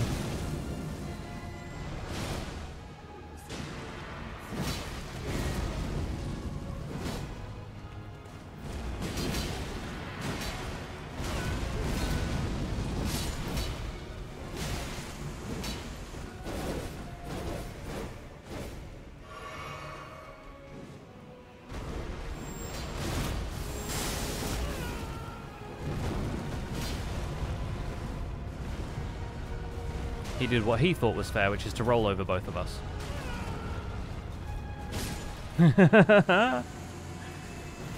Alright, GG. Is buffed by the Magic Scorpion Charm and the Spear Talisman. I have the Spear Talisman, and I wasn't sure about Magic Scorpion Charm because I was reading on the wiki, it said this isn't worth it because it only buffs the magic damage and not the physical damage that the Ash of War does, and the rest of the time the weapon isn't doing a ton of magic damage, so the people on the wiki were not of the opinion that it was worth it. One thing we could do is I need to remind myself of where the Alexander fight happens. Like, I can't remember where you go for it.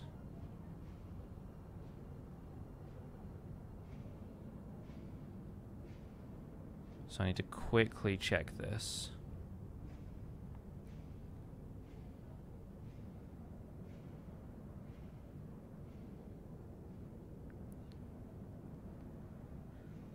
So you descend the floating debris towards the Dragon Temple. If you've accessed the Dragon Temple lift, you can platform across the debris in the upper levels of the area.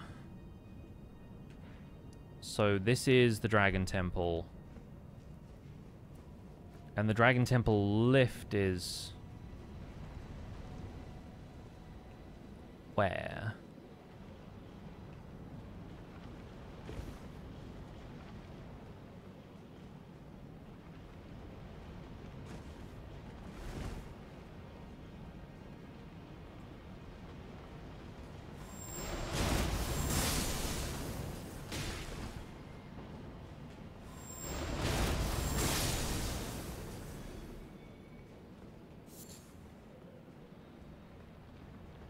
Is it the one that takes you to the bridge?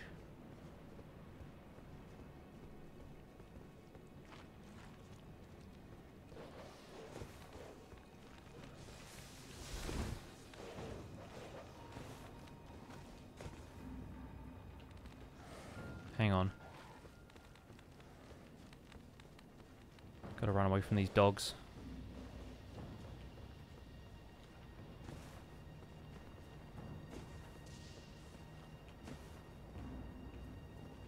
Is it like back that way or something? I forget. We can always walk back to one of the graces in that direction. I want to just get through this section first.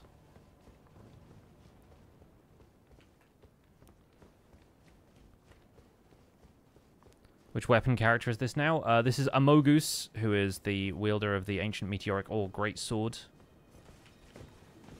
And yeah, this is 5th playthrough.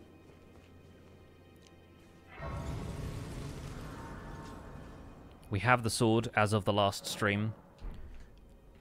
On this stream, we are getting relatively close to the final push at the end of the game. Birds are not my favorite with this weapon. But I think we just took out 2 of them in one go, so that's not bad, I guess.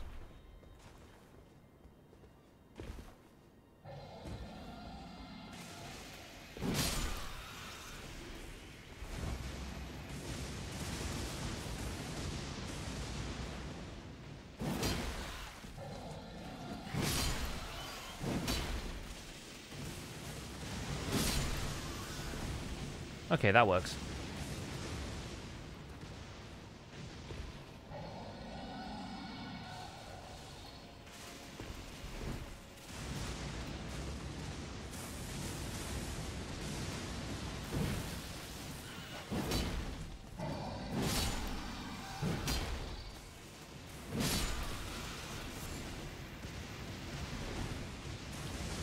There's usually one behind me at this point, but I think one just, yeah, drops down from there.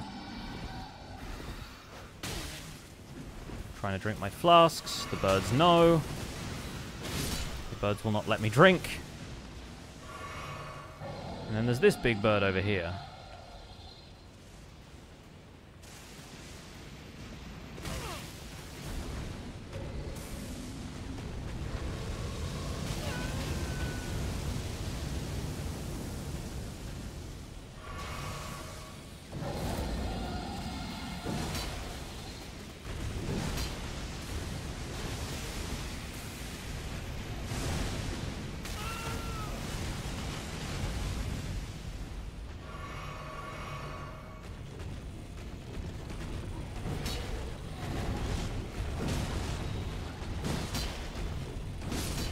Okay, we're good.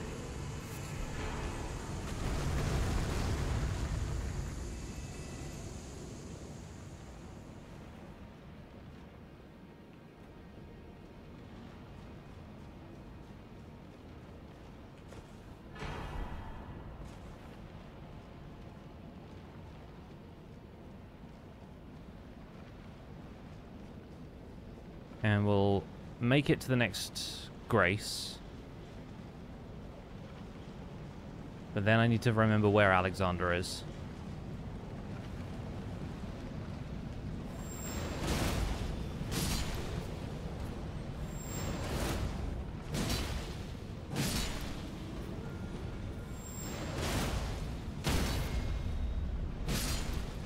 Got a few different results out of that for once.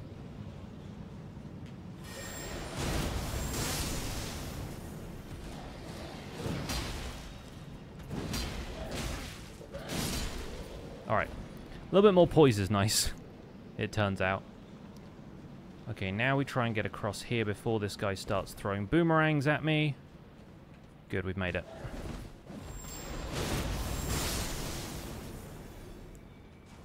Wonderful. Now, if we wanted to fight Placidus Axe, he's down there. But I don't, so let's not. Excuse me, excuse me. Ow. He stabbed me real good. Stabbed me real big. But now I shall leave him behind. Farewell, Beastman.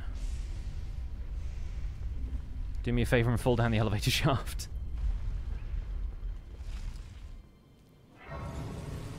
First try Maliketh incoming. Don't jinx me. Do not jinx me. First try finding Alexander incoming. I'm actually going to look up the map reference for where he is.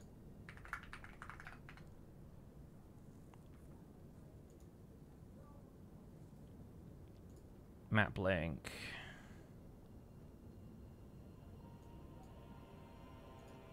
Okay, so he's like, if I open my own map, I can pinpoint it. He is like here. So that's Dragon Temple.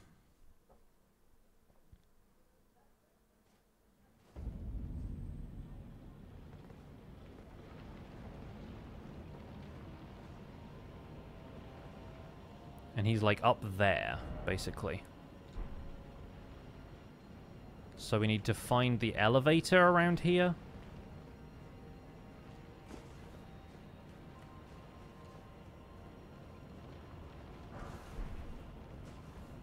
Which I figure is something I don't normally do because most of the time I'm just heading for Maliketh at this point.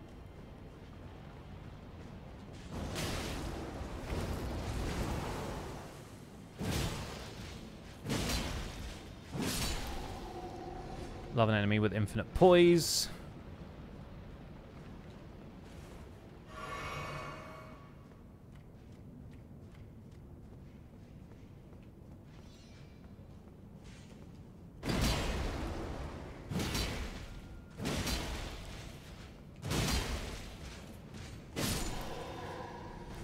Alright, having a bit of pierce damage is not the worst thing in the world. I will freely admit that.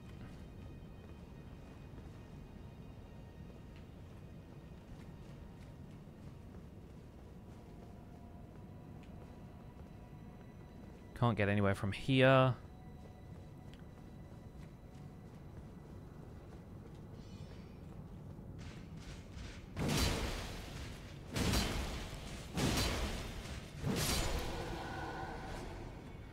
Alright, at least those guys go down relatively easy.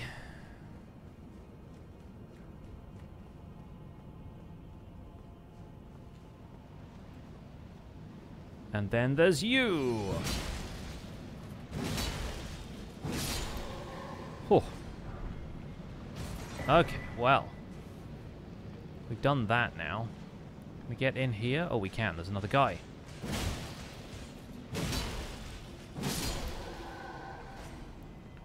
Wonderful. Now we've done a lap of this place. What does that get us exactly?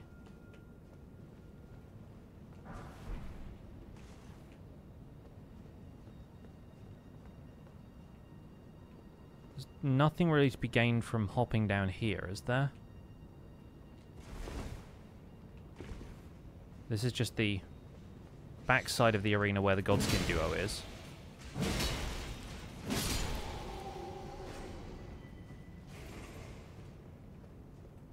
Yeah, that's them. Oh, my runes are here. What's up, Pillar? Thanks so much for the raid. Welcome in.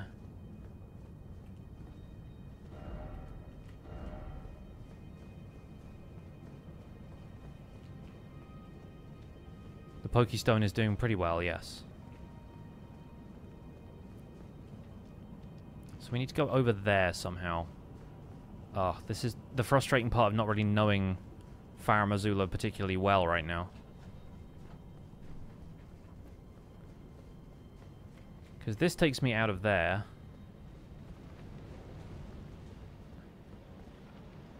We're back in that direction. We don't get up there at any point.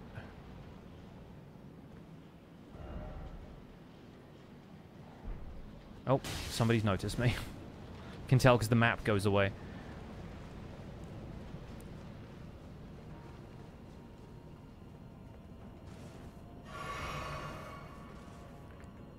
Alright, let me try one more thing.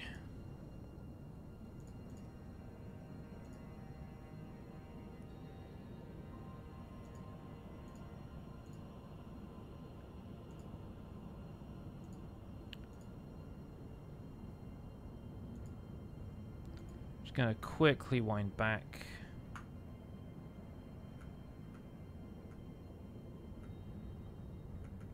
Oh, wait a second. I think I know what this is.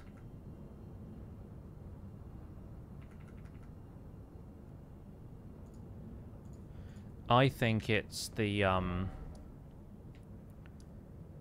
bit right after this, but like where you fall down.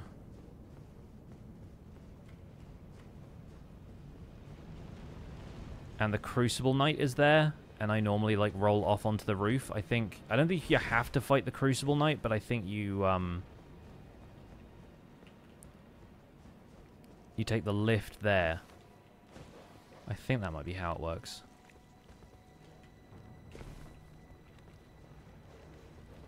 There's also a couple of like spots that you can jump off onto crumbling scenery here and there.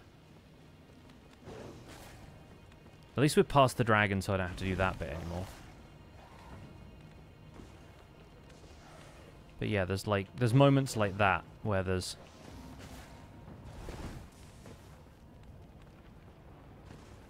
items out on ledges and a couple of pieces like that.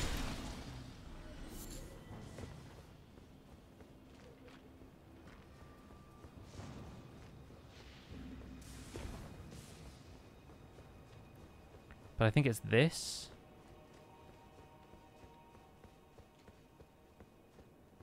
Wait, there isn't an elevator here.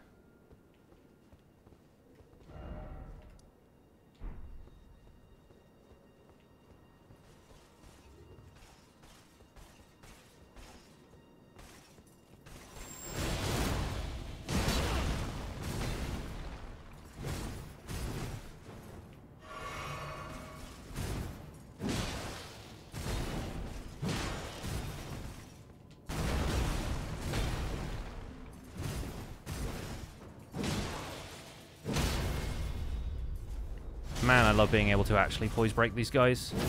You have no idea.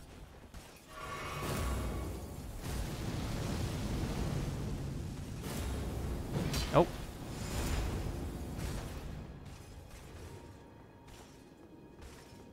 When you're ready. Whatever you'd prefer.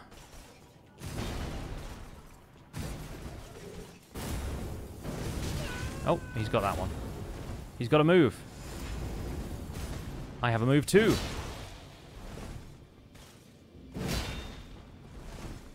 Oh, not doing the shield charge, huh? We try to bait it out. He doesn't take the bait.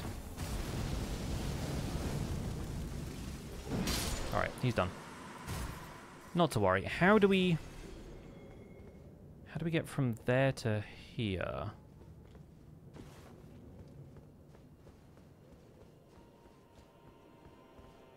Is it this? Is this the elevator? Did it say if it was before or after Duo? It didn't. Didn't say either way.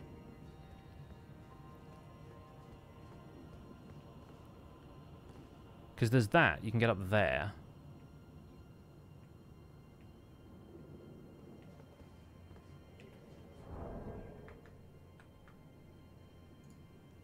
This is so annoying, like having to stop, so I have to look this up, but...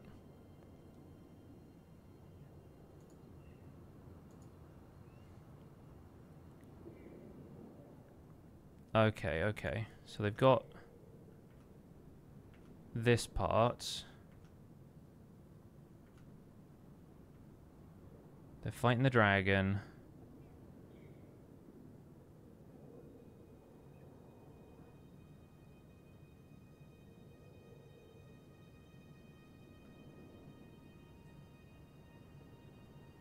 Yeah, there's this one, like, plaza area that I'm, like, forgetting exactly how you go to it.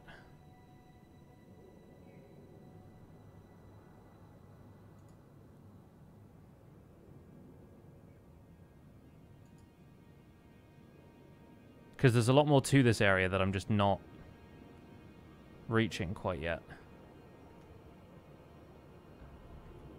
Okay, I know where that is.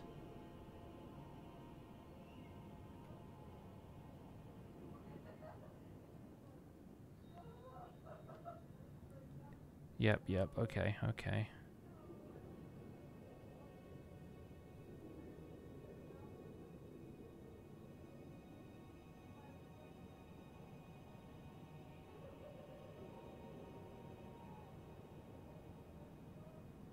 Okay, so it's at the back of one of those, right?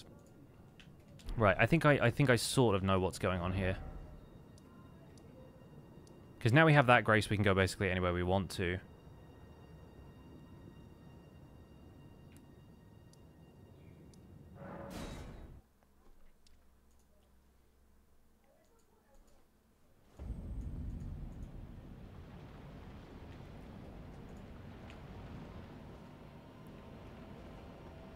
Because it's like spots like this.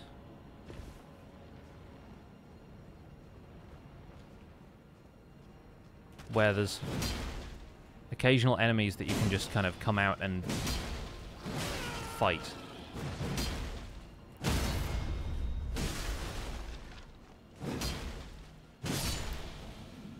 There's stuff like this everywhere. And usually it's just like they're guarding one decent sized golden rune or something. And if you come out through here, there's a couple of spots where it takes you to a second area, like a little plaza kind of thing.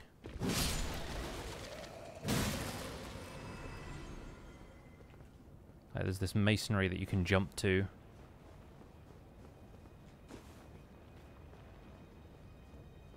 This leads up onto the roof.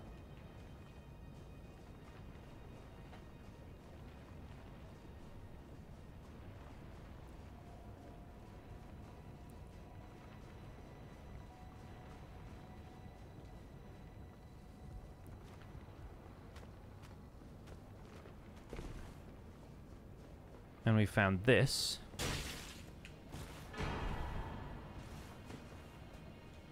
There's some guys in the ceiling.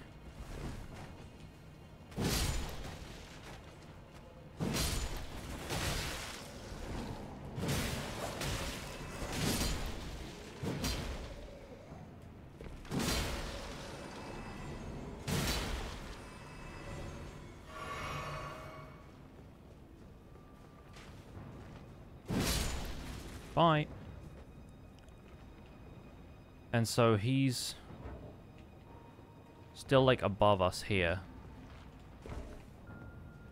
I don't think I can get to him from in here. But if I can find a way to get up there and figure this out, like, visually. It's, like, up the back of that part, I think.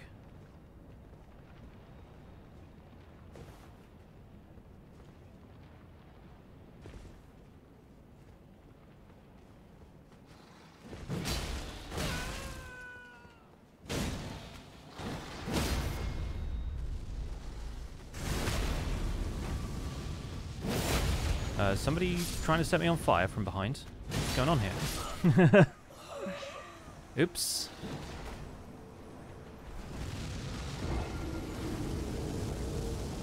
But yeah, there's like a passage out the back of one of these that leads to the area that you can jump to, I think.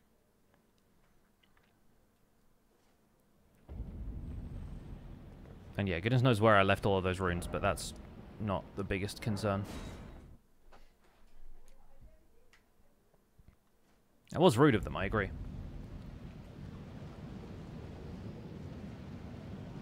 Yeah, it's like we need to get to... There he is. He's like right there. Could put a pin on him from here. He's like there. Yep. And so we want to be able to get to that spot. Like here.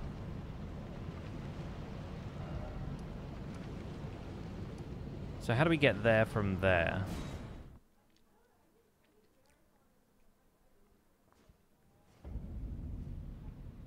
This way.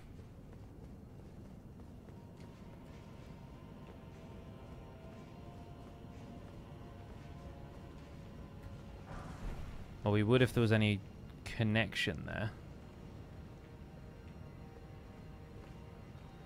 So we have to get down there somehow?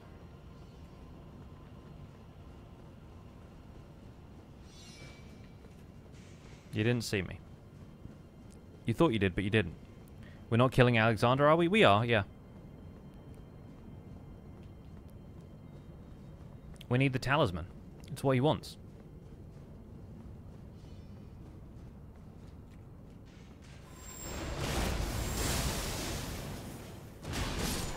And you gotta remember, I've been to the DLC now, so I've seen things that Alexander probably does not want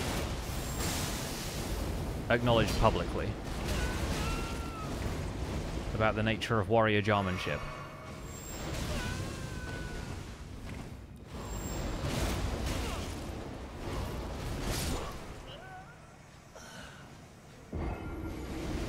Followed the whole spiral of the map, but I don't know a more direct route. Yeah. Yeah, it's a little awkward, this one. Not least because I have to make it past all of these annoying guards.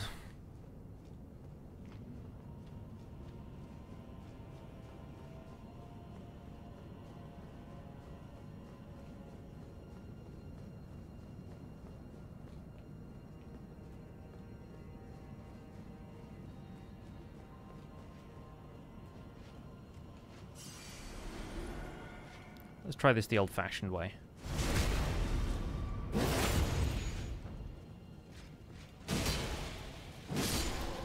There we go. The old-fashioned way being mostly backstab.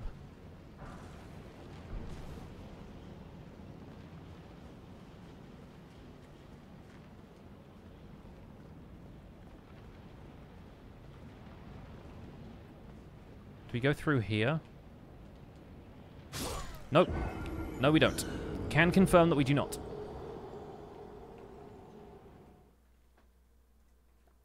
The spear talisman could be a good idea. Such a good idea, in fact, that I've already equipped it. I know I don't go into my equipment much, but it is literally right there.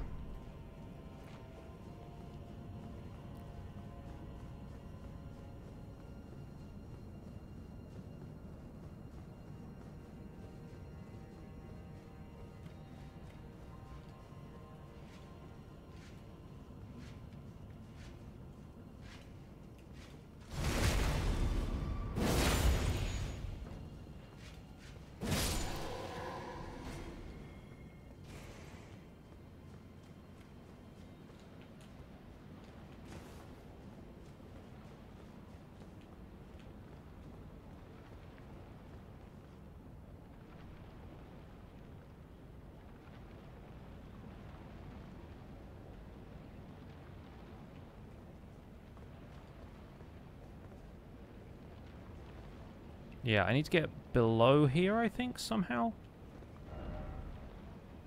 But I'm still headed in that direction. Puzzled. Puzzled by this one.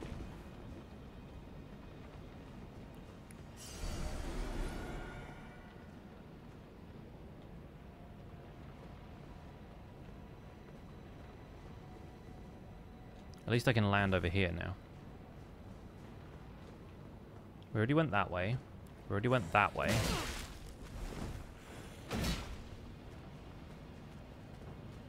There's nothing this way, except more golden runes.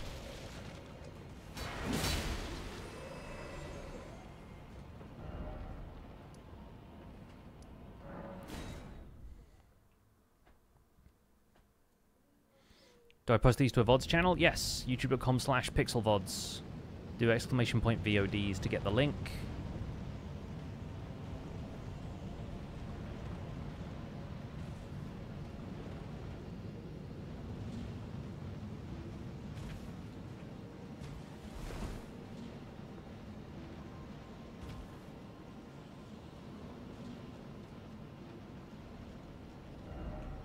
Skinny sort required ahead, of course. Maybe if I go up here, because I'm not normally in the habit of taking out all of these guys, but yeah, there's like a bunch of connected...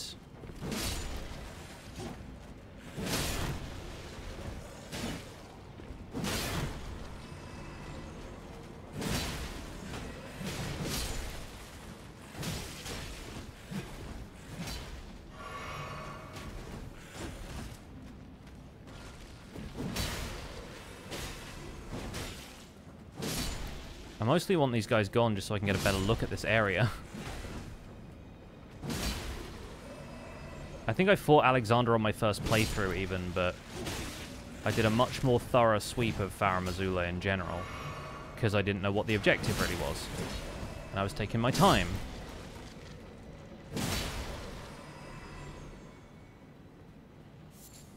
Because there's like all of this ruined gubbins that we can come back to from there.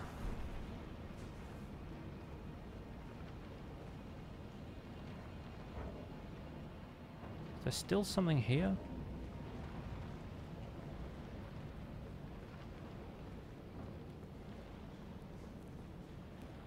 Mobile Twitch has gone worse? It has gotten worse.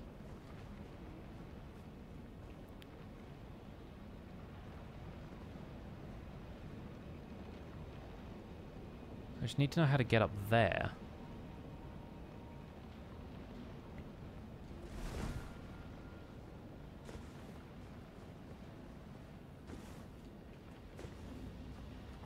Do I fall down to get to it? It says try down. I'll try down. Oh, well now I'm back here. I don't want to be here. With this horrible man. Okay to tell me where it is? Yes, absolutely. Please do. Because I'm just stumbling around at this point. I don't really know quite which way I'm supposed to go. Like, direct me via graces if possible.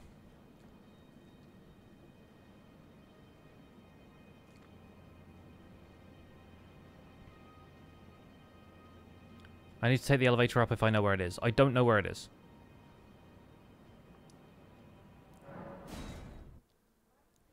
By the imp statue. Which imp statue?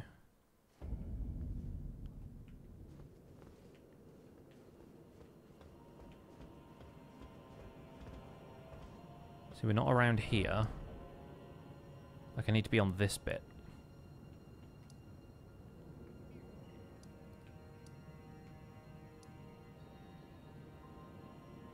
So I can get to Dragon Temple. It's on the way to Godskin. Okay.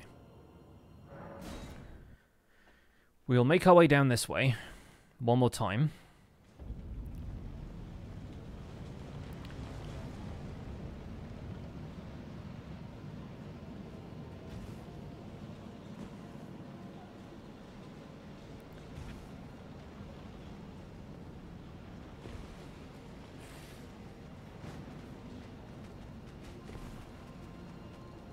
And I'm just falling off stuff again. Yeah, the problem is, Robbie, I don't have Dragon Temple Lift Grace. I don't know where that is. I have not gone past that. I have not activated it. Genuinely not sure where that is, which is the problem we're all having, because it says in most of the instructions I've seen, find this elevator.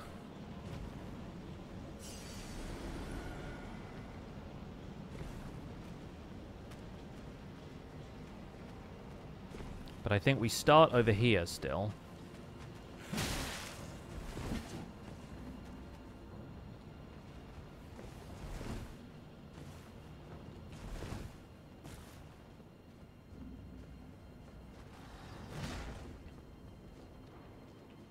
And there's obviously, like, you know, there's still items and stuff around, so there's definitely some directions I haven't been in.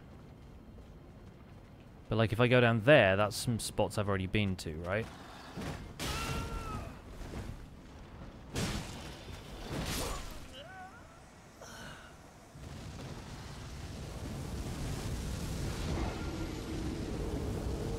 Yeah, I've got plenty of stone sword keys. I know, you know, we've only used, like, a handful of those.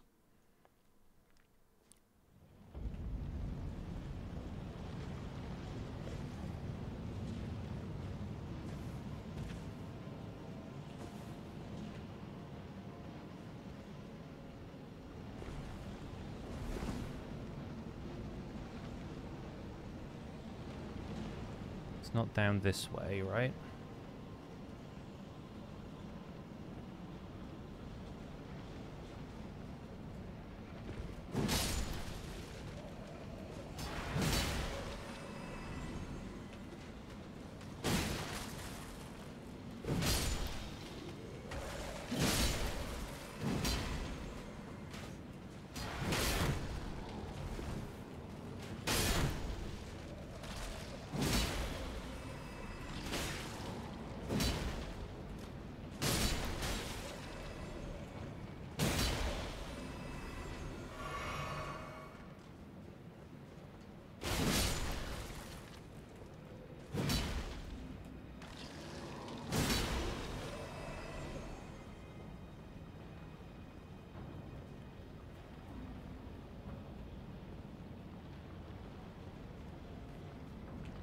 Alright, people are doing research in the chat. People are watching routes on YouTube.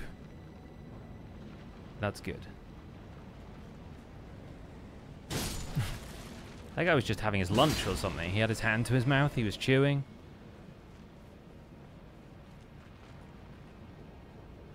He's not around here, okay, so I can continue this way. Because I see him on that rooftop in front of me. And there's nothing else that I can jump down to here. If I go this way, I get ambushed by a few guys. Okay, from where we killed Godskins. Okay, so I can rest at this grace. I'll go back to Dragon Temple Altar, which is where the fight happens. We take the side tunnel down, so like we're heading towards Maliketh. Why is this so nebulous? I don't know. Because this is a beloved NPC and they don't actually want you to kill him.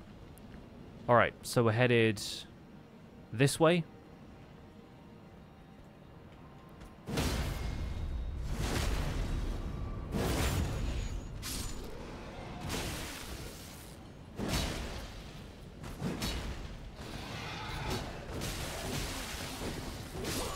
I'm going to get killed by that guy, but I'll be back for him in a second.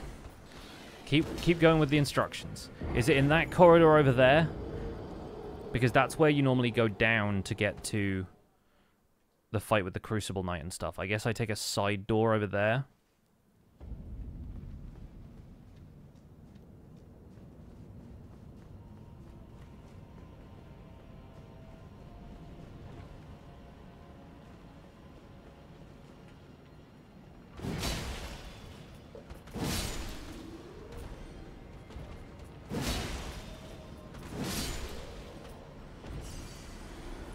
Past the dogs, yep.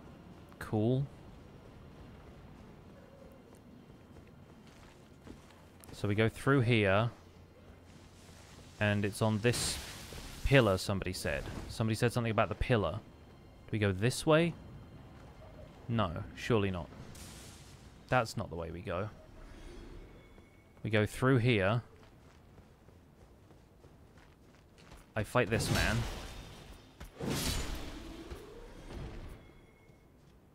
Do I go up instead of down?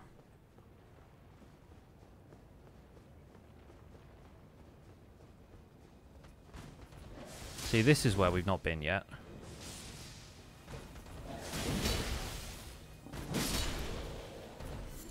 Okay, cool. So we go up this way. And then this leads us to an elevator somewhere. I'm just going to take out all the beastmen until we can get some more clarity of directions.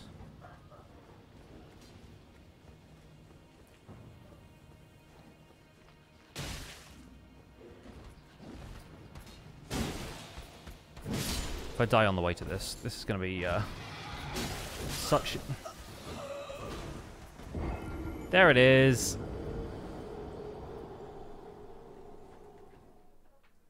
Okay, now I know the way to go. That's fine.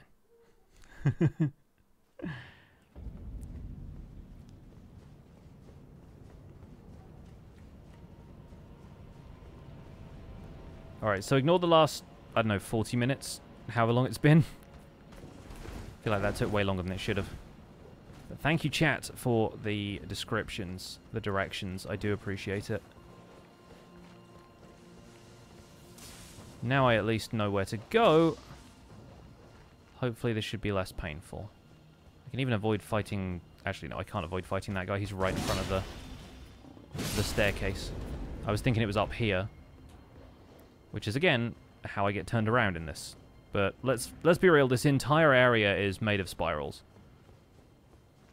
So it is no surprise that I am currently spiraling right now.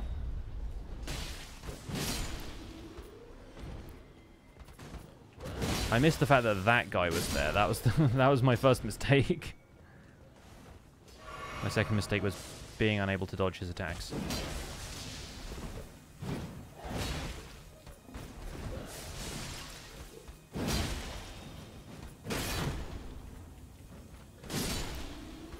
Okay, now we can actually activate this. Yay!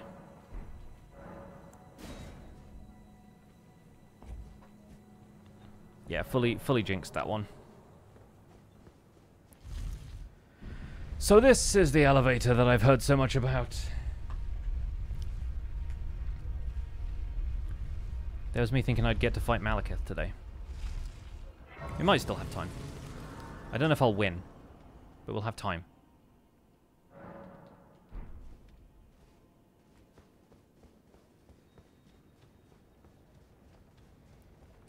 So the goal here is really just to get around all of this.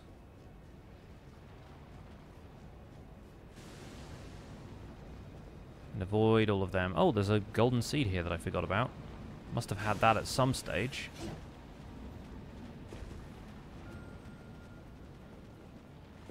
Oh, I can just about jump that. Oh, I didn't think I'd be able to jump that for a sec. And here he is. Here is our fateful meeting with the boy.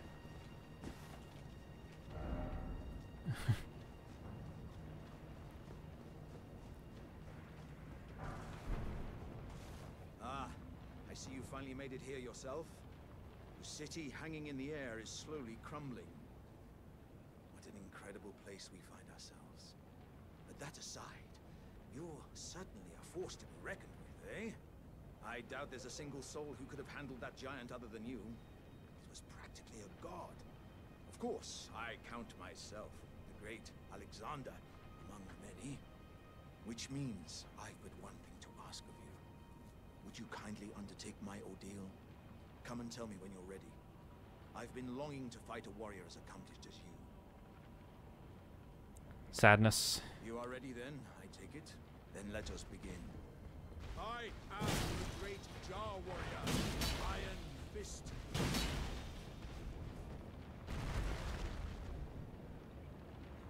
As I suspected, victory was impossible. This vessel was found lacking.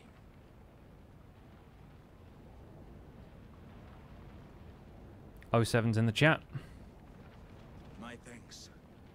I knew you were the stuff of champions. It was a marvelous battle. I implore you, take what I bequeath from inside me. All vessels are destined to one day break. But the great Alexander lived as a warrior to his last.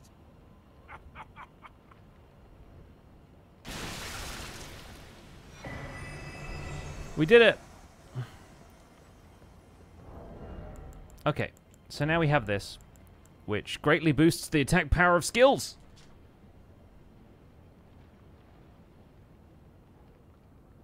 Relics of a red-haired champion.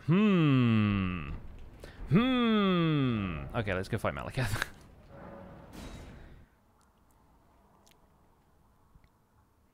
GG, everyone. I had my beacon thing, like, basically right on where the temple lift was as well.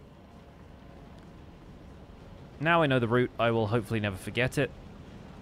If we need the Shard of Alexander in future. Whomst could it be?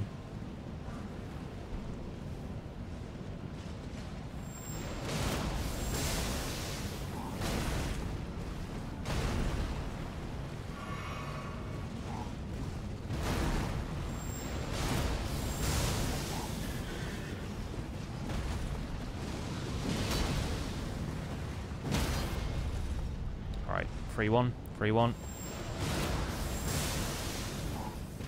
Nice.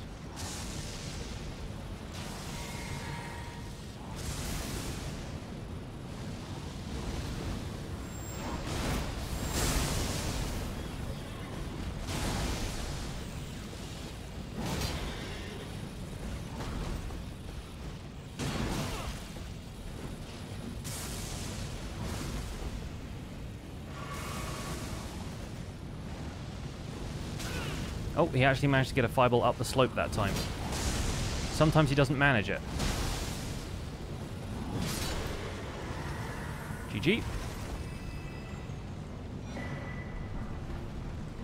Do not let that lull you into a false sense of security over how well the fight with Maliketh is going to go. Don't know how I feel about the Jar guys after playing the DLC. Exactly my point. Exactly my point.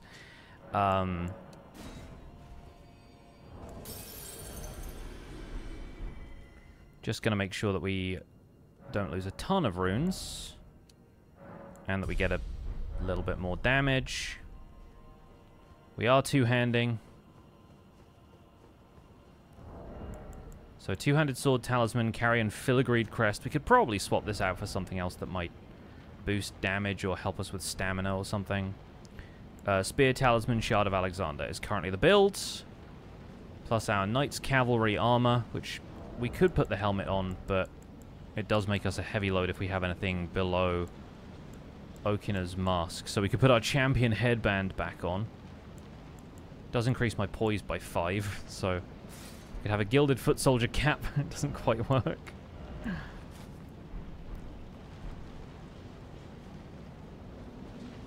Let's go in wearing the headband of my father. My forefathers and my foremothers. So many parents, this guy.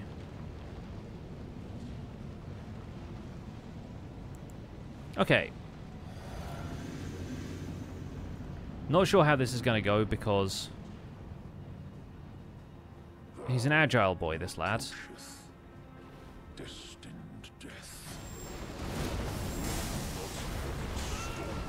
And I always forget how to dodge that the first couple of times.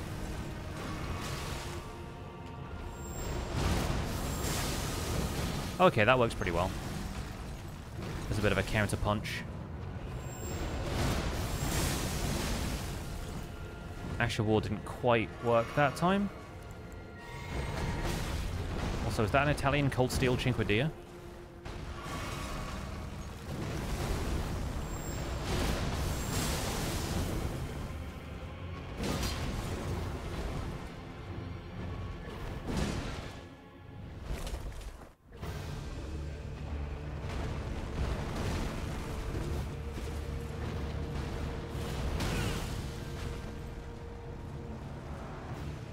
I hate the black flame effect so much.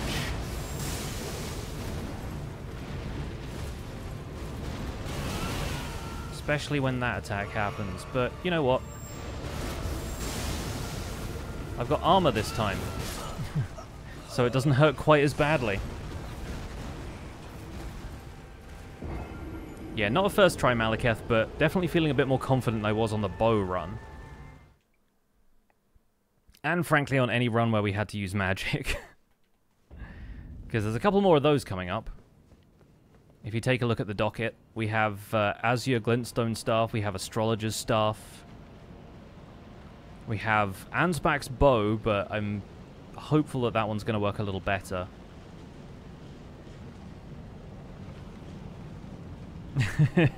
Never gets old. It really doesn't. And yeah, I might have been jinxed by chat slightly there, but, you know. We'll manage.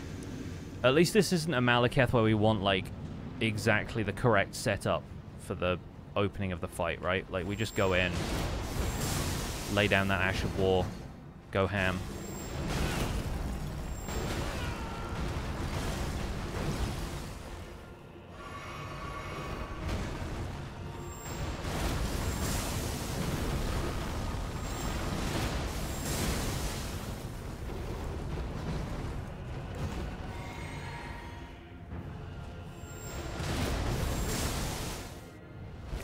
Nice.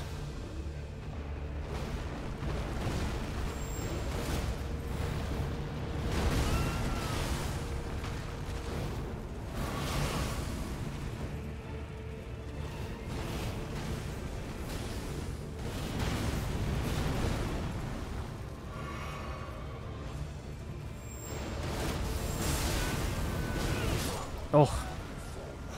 Yeah, I couldn't quite recover from that one.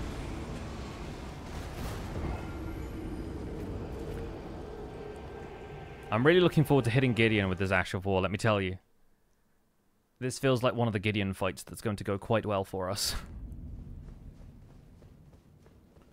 Especially since we've only fought Moog and Radahn. And I guess Godric, but he doesn't really get any abilities from Godric, I don't think. So he won't be attacking with like half of the boss's attacks that he learns.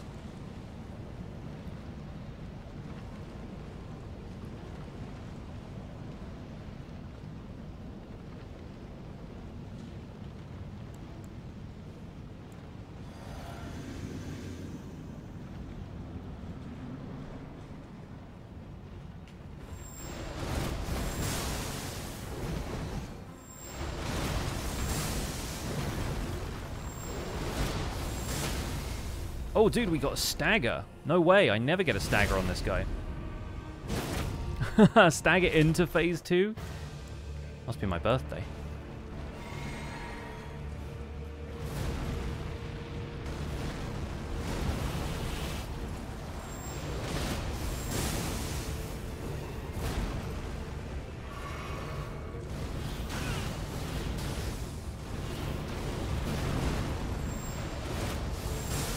Okay, now I'm getting sloppy because I keep expecting the Ash of War to hit from like miles away when it's not gonna.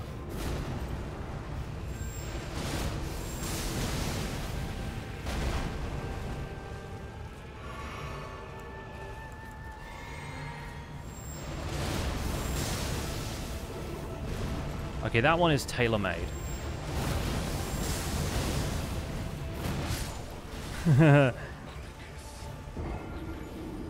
I need to use it as a counter, not as a straight-up attack, though. Can't wait for Gideon, yeah.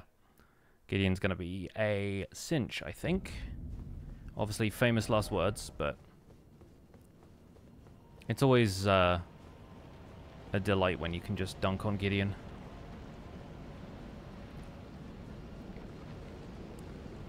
That might be where we wrap up the stream, even, because I think we might be able to take Godfrey, Horaloo, Radagon, Elden Beast in the same stream and just call that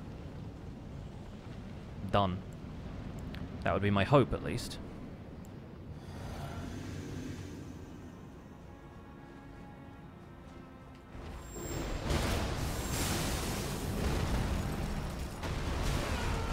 thought I could roll forward into that, but I mistimed.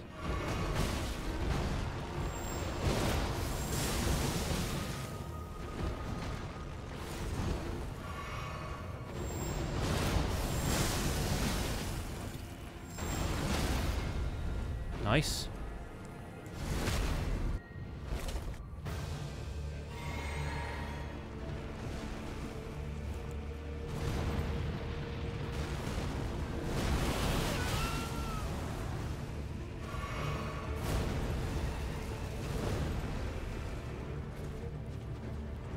Let me lock onto him. I can see him.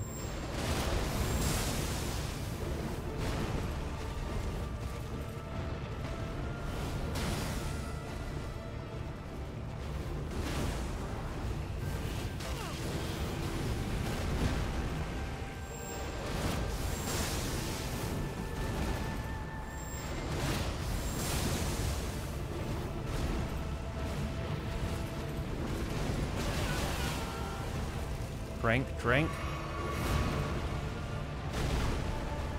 Okay, alright. Need to get mana.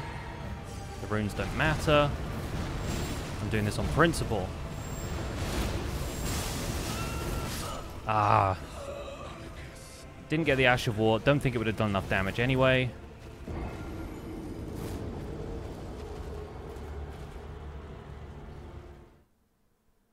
Is it possible to one-shot all or most of the bosses? People have done it.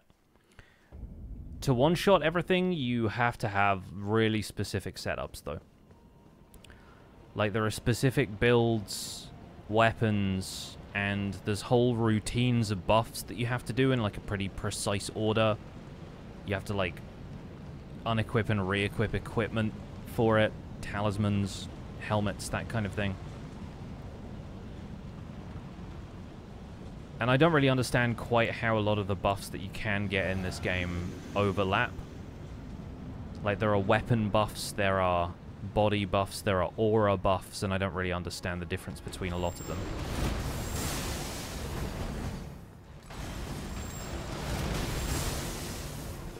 Okay, now I'm just being silly with it.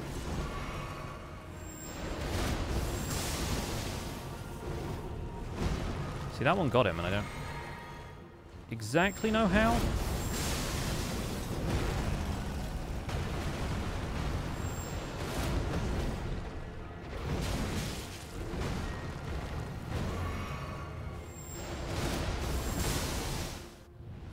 Okay, that's leaving him with a lot of health left on the bar.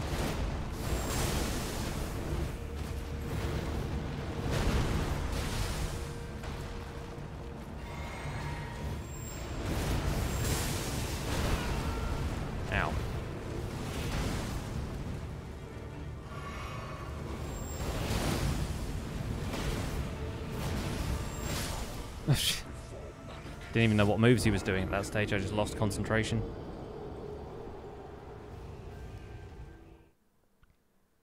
But we are getting there, friends. We are getting there. Let's be real. Beast Clergyman hasn't given us trouble once. Let's be confident. Let's go in with the Rune Arc this time. Little extra FP, little extra stamina. Could make all the difference. Haven't had to bust Mimic Tier out since the Godskin fight, so I think we'll be good.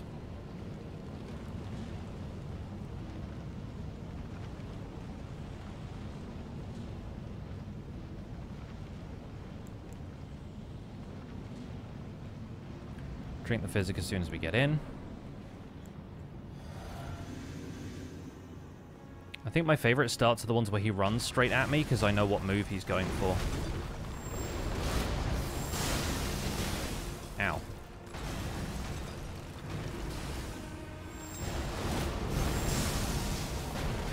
See, that felt like it was right in front of him and it still missed, so it's like... It is really still a thrusting attack, like it kind of goes forward. Like that.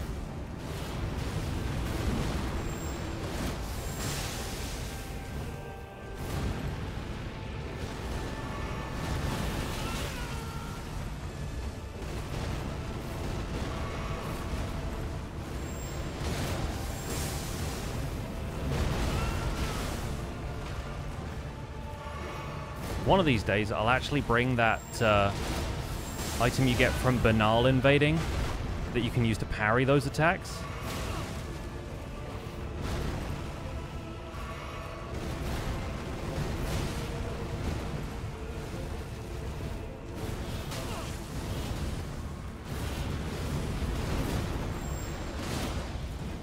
Okay, I didn't get the follow-up because I had no mana left.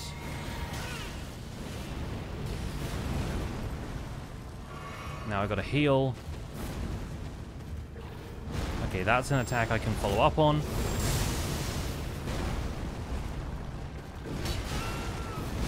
Damn, okay. I thought I had range there, but he drops back a little further than I expected, so...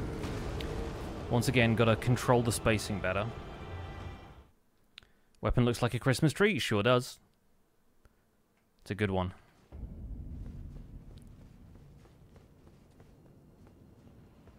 Yes, Elden Ring does have Santa. It's true. It's fully true. Everyone's reaction to when they meet Carly for the first time is like, wait, Santa's in this game?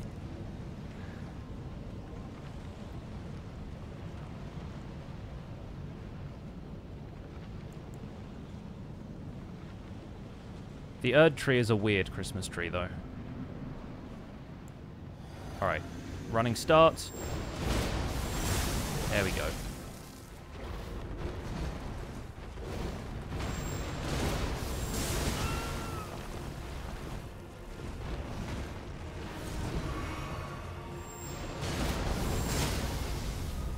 I love when we get the stagger, baby.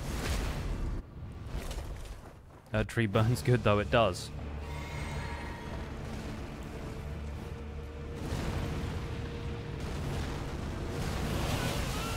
Wish I knew how to actually dodge that attack.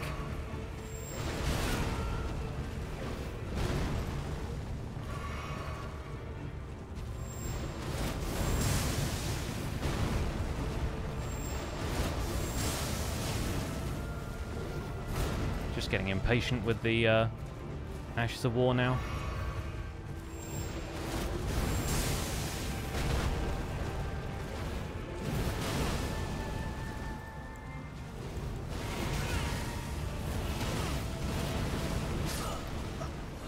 Okay, that one I thought I dodged. No worries, Nordic. Have a good one. That was honestly the worst I've done in all of these attempts. Which is probably a sign that the stream should be ending soon, but... I think we'll beat Maliketh. I think we'll beat Gideon. And then I think we'll call it there.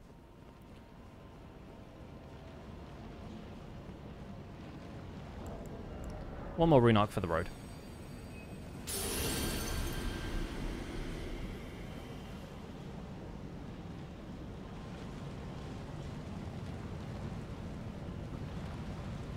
And honestly, since we haven't done this for a while, and in honor of our friend Alexander, who did give us the first Exalted Flesh that we got, I think we pop one of those for more physical damage.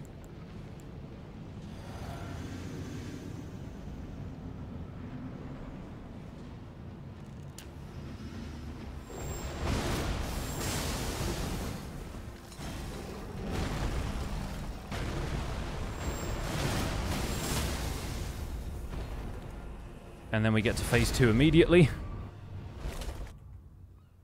No Spirit Ash this run. We've used Mimic Tear once or twice.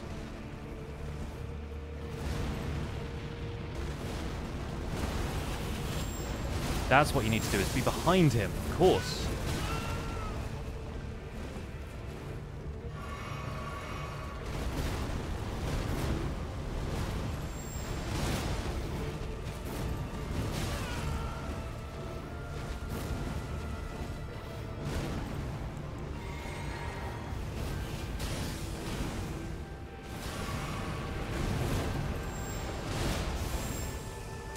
Okay, it jittered on me, it jittered on me. Doesn't count if it jitters on me. Honestly, I think I'll heal even though I've not taken much damage, just because.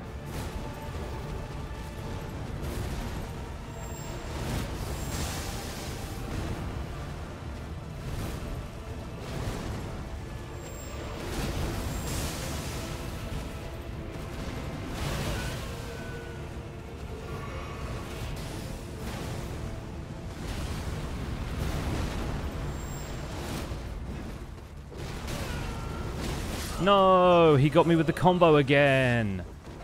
Ah.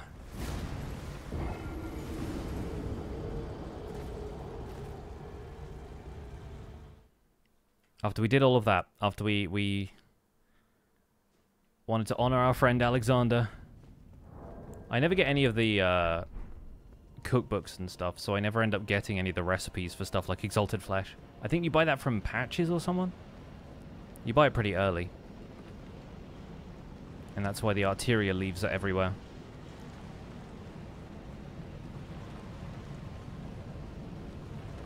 Honestly, I should have had this several times over. I'm just, like, kind of sloppy at this point. I'll finish this in the VOD tomorrow morning. No worries, Vinka. Have a good one.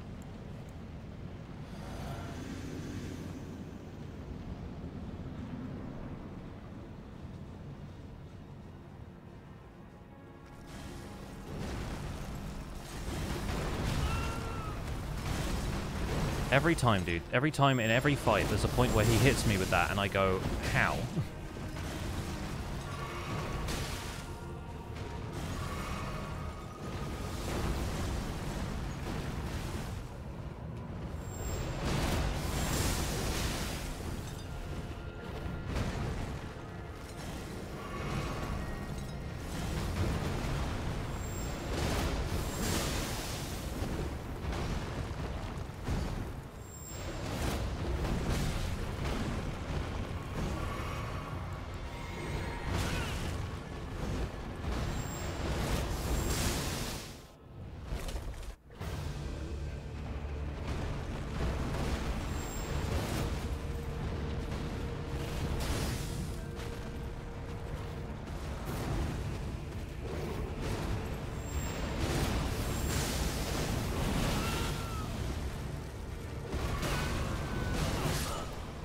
Man, I can't, like...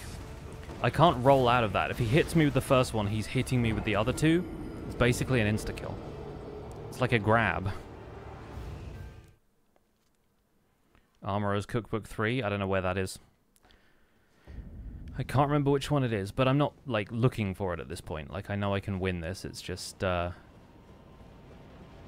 don't think I have the... What do you call it? The, components for it either.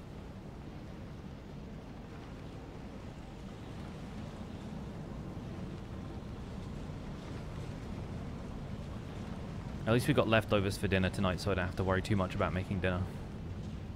Be worthwhile for this build to put a few more points into FP? Oh, probably, yes.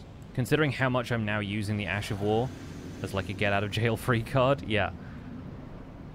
I expect so.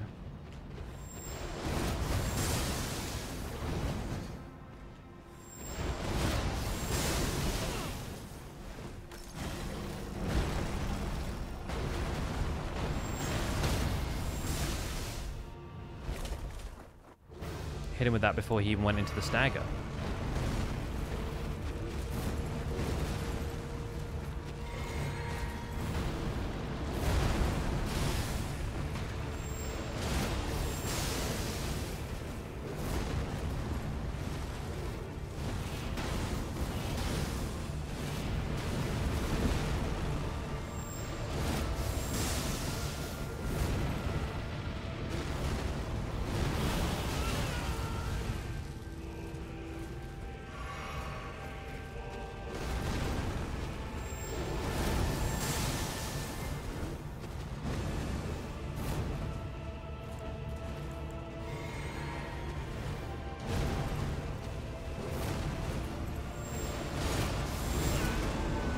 Oh, come on. The roar was not fair.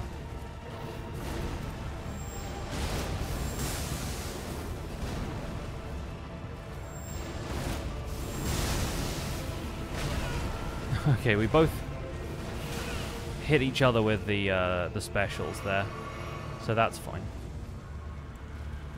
Gonna get a full mana bar for this one. Nice. Knew we had it in us. Always a tricky boss. Not bad. I'll take it. I'll take it. And this cutscene we know very well. See it every time. Styled on him. Did our best. Now the Rune of Death is unbound. And we are on our way to becoming the Elden Lord. Let's take a quick rest here, which I sometimes forget to do, and then wonder why on earth, A, I have all of these runes that I'm losing to Gideon, and B, why I have no flasks when I'm fighting Gideon. Let's crush the remembrances of the enemies that came before.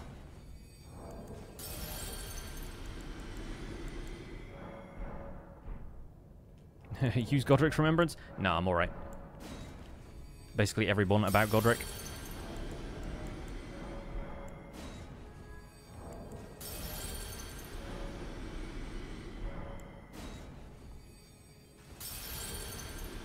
Feels kind of poetic. Getting rid of all of these, and then probably investing a couple of extra points into FP, and then one more into Arcane. 62 strength, 36 arcane. It's looking pretty solid.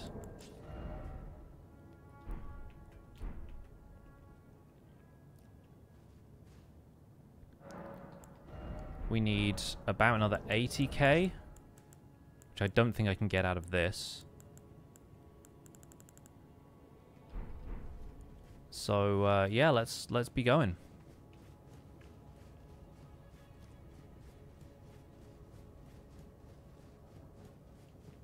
There's still a chance to go to the sewers if anyone wants to go. Free rune arc over here.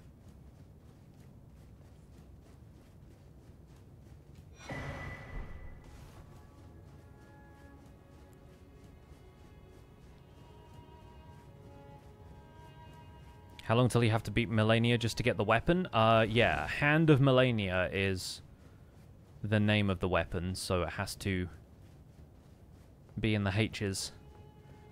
And there are so many weapons that begin with B or G in this game that we're probably not going to be there for at least another couple of years, assuming I keep this up, which, who knows? Life changes, circumstances happen, and I do not know if I will be able to keep this up for the duration of the run. I just think it's a fun challenge to start.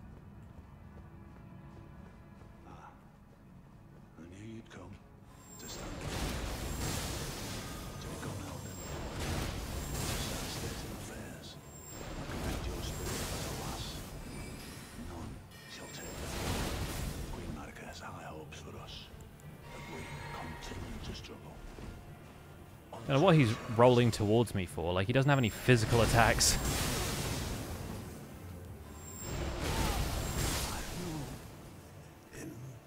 Get trashed.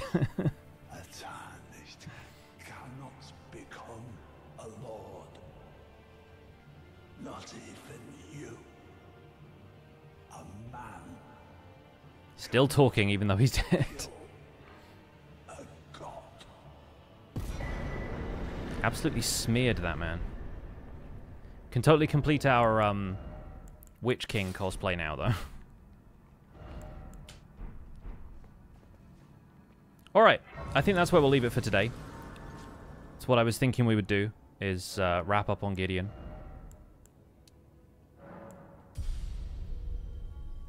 Could probably pump a few more levels into Arcane if we really wanted to, because it's still increasing the damage that this ridiculous sword does. But for now, we will call it good there, and next stream we will head up to the Elden Throne, take on Godfrey, maybe take on the Elden Beast, and if we manage to fight Radagon, maybe we will get to the next playthrough. But I think the next playthrough is going to be starting independently. Like, it's probably best if it starts on its own stream. So we might just goof around if I finish early on the next one.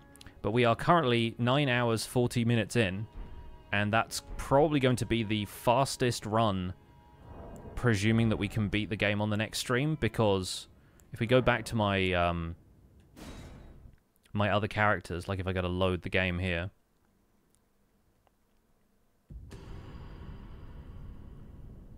Like the fastest one, I was looking at this earlier because I was doing a little bit of maintenance here. If I hide the camera again so you guys can see this. Obviously the first file on there is my original playthrough that took like 130 hours. Barefist Steve is my most recent one. That's the one I've done the base game and the DLC. But then these are all of the ones from our playthroughs. And Alan Basta Lord is still the fastest at 13 hours 25 minutes. Which is like 4 streams, I guess, more or less. Probably 5 in the end, but yeah, so this is potentially going to be the fastest we've completed the game if this weapon takes us there next stream. So anyway, we will call it there, and we'll find somebody else on Twitch to drop a raid on. See which of our friends is out here tonight streaming. I tell you what, let's do something we did a few streams ago and give you complete tonal whiplash. Apothic Decay is playing Animal Crossing New Horizons. Has started a relatively new playthrough. And I like raiding Becca after we've done the Elden Ring stuff, because Becca has also been playing Elden Ring back in the not too distant past. So, go say hi. I'm going to resub while I'm there, and then I've got to go make some dinner. So, use your Pixel Hype emotes and the hashtag Pixel Raid to show some love. I'll be back with you folks on Sunday for another stream. But usual stuff going on over the weekend. Spawn Chunks Hangout, Hermitcraft Recap, and then Sunday streaming. And Minecraft streams will still be on the Fantasy SMP while people are still into that. So, yeah, I'll see you for the next one of those. Take care, have a good one. Bye for now.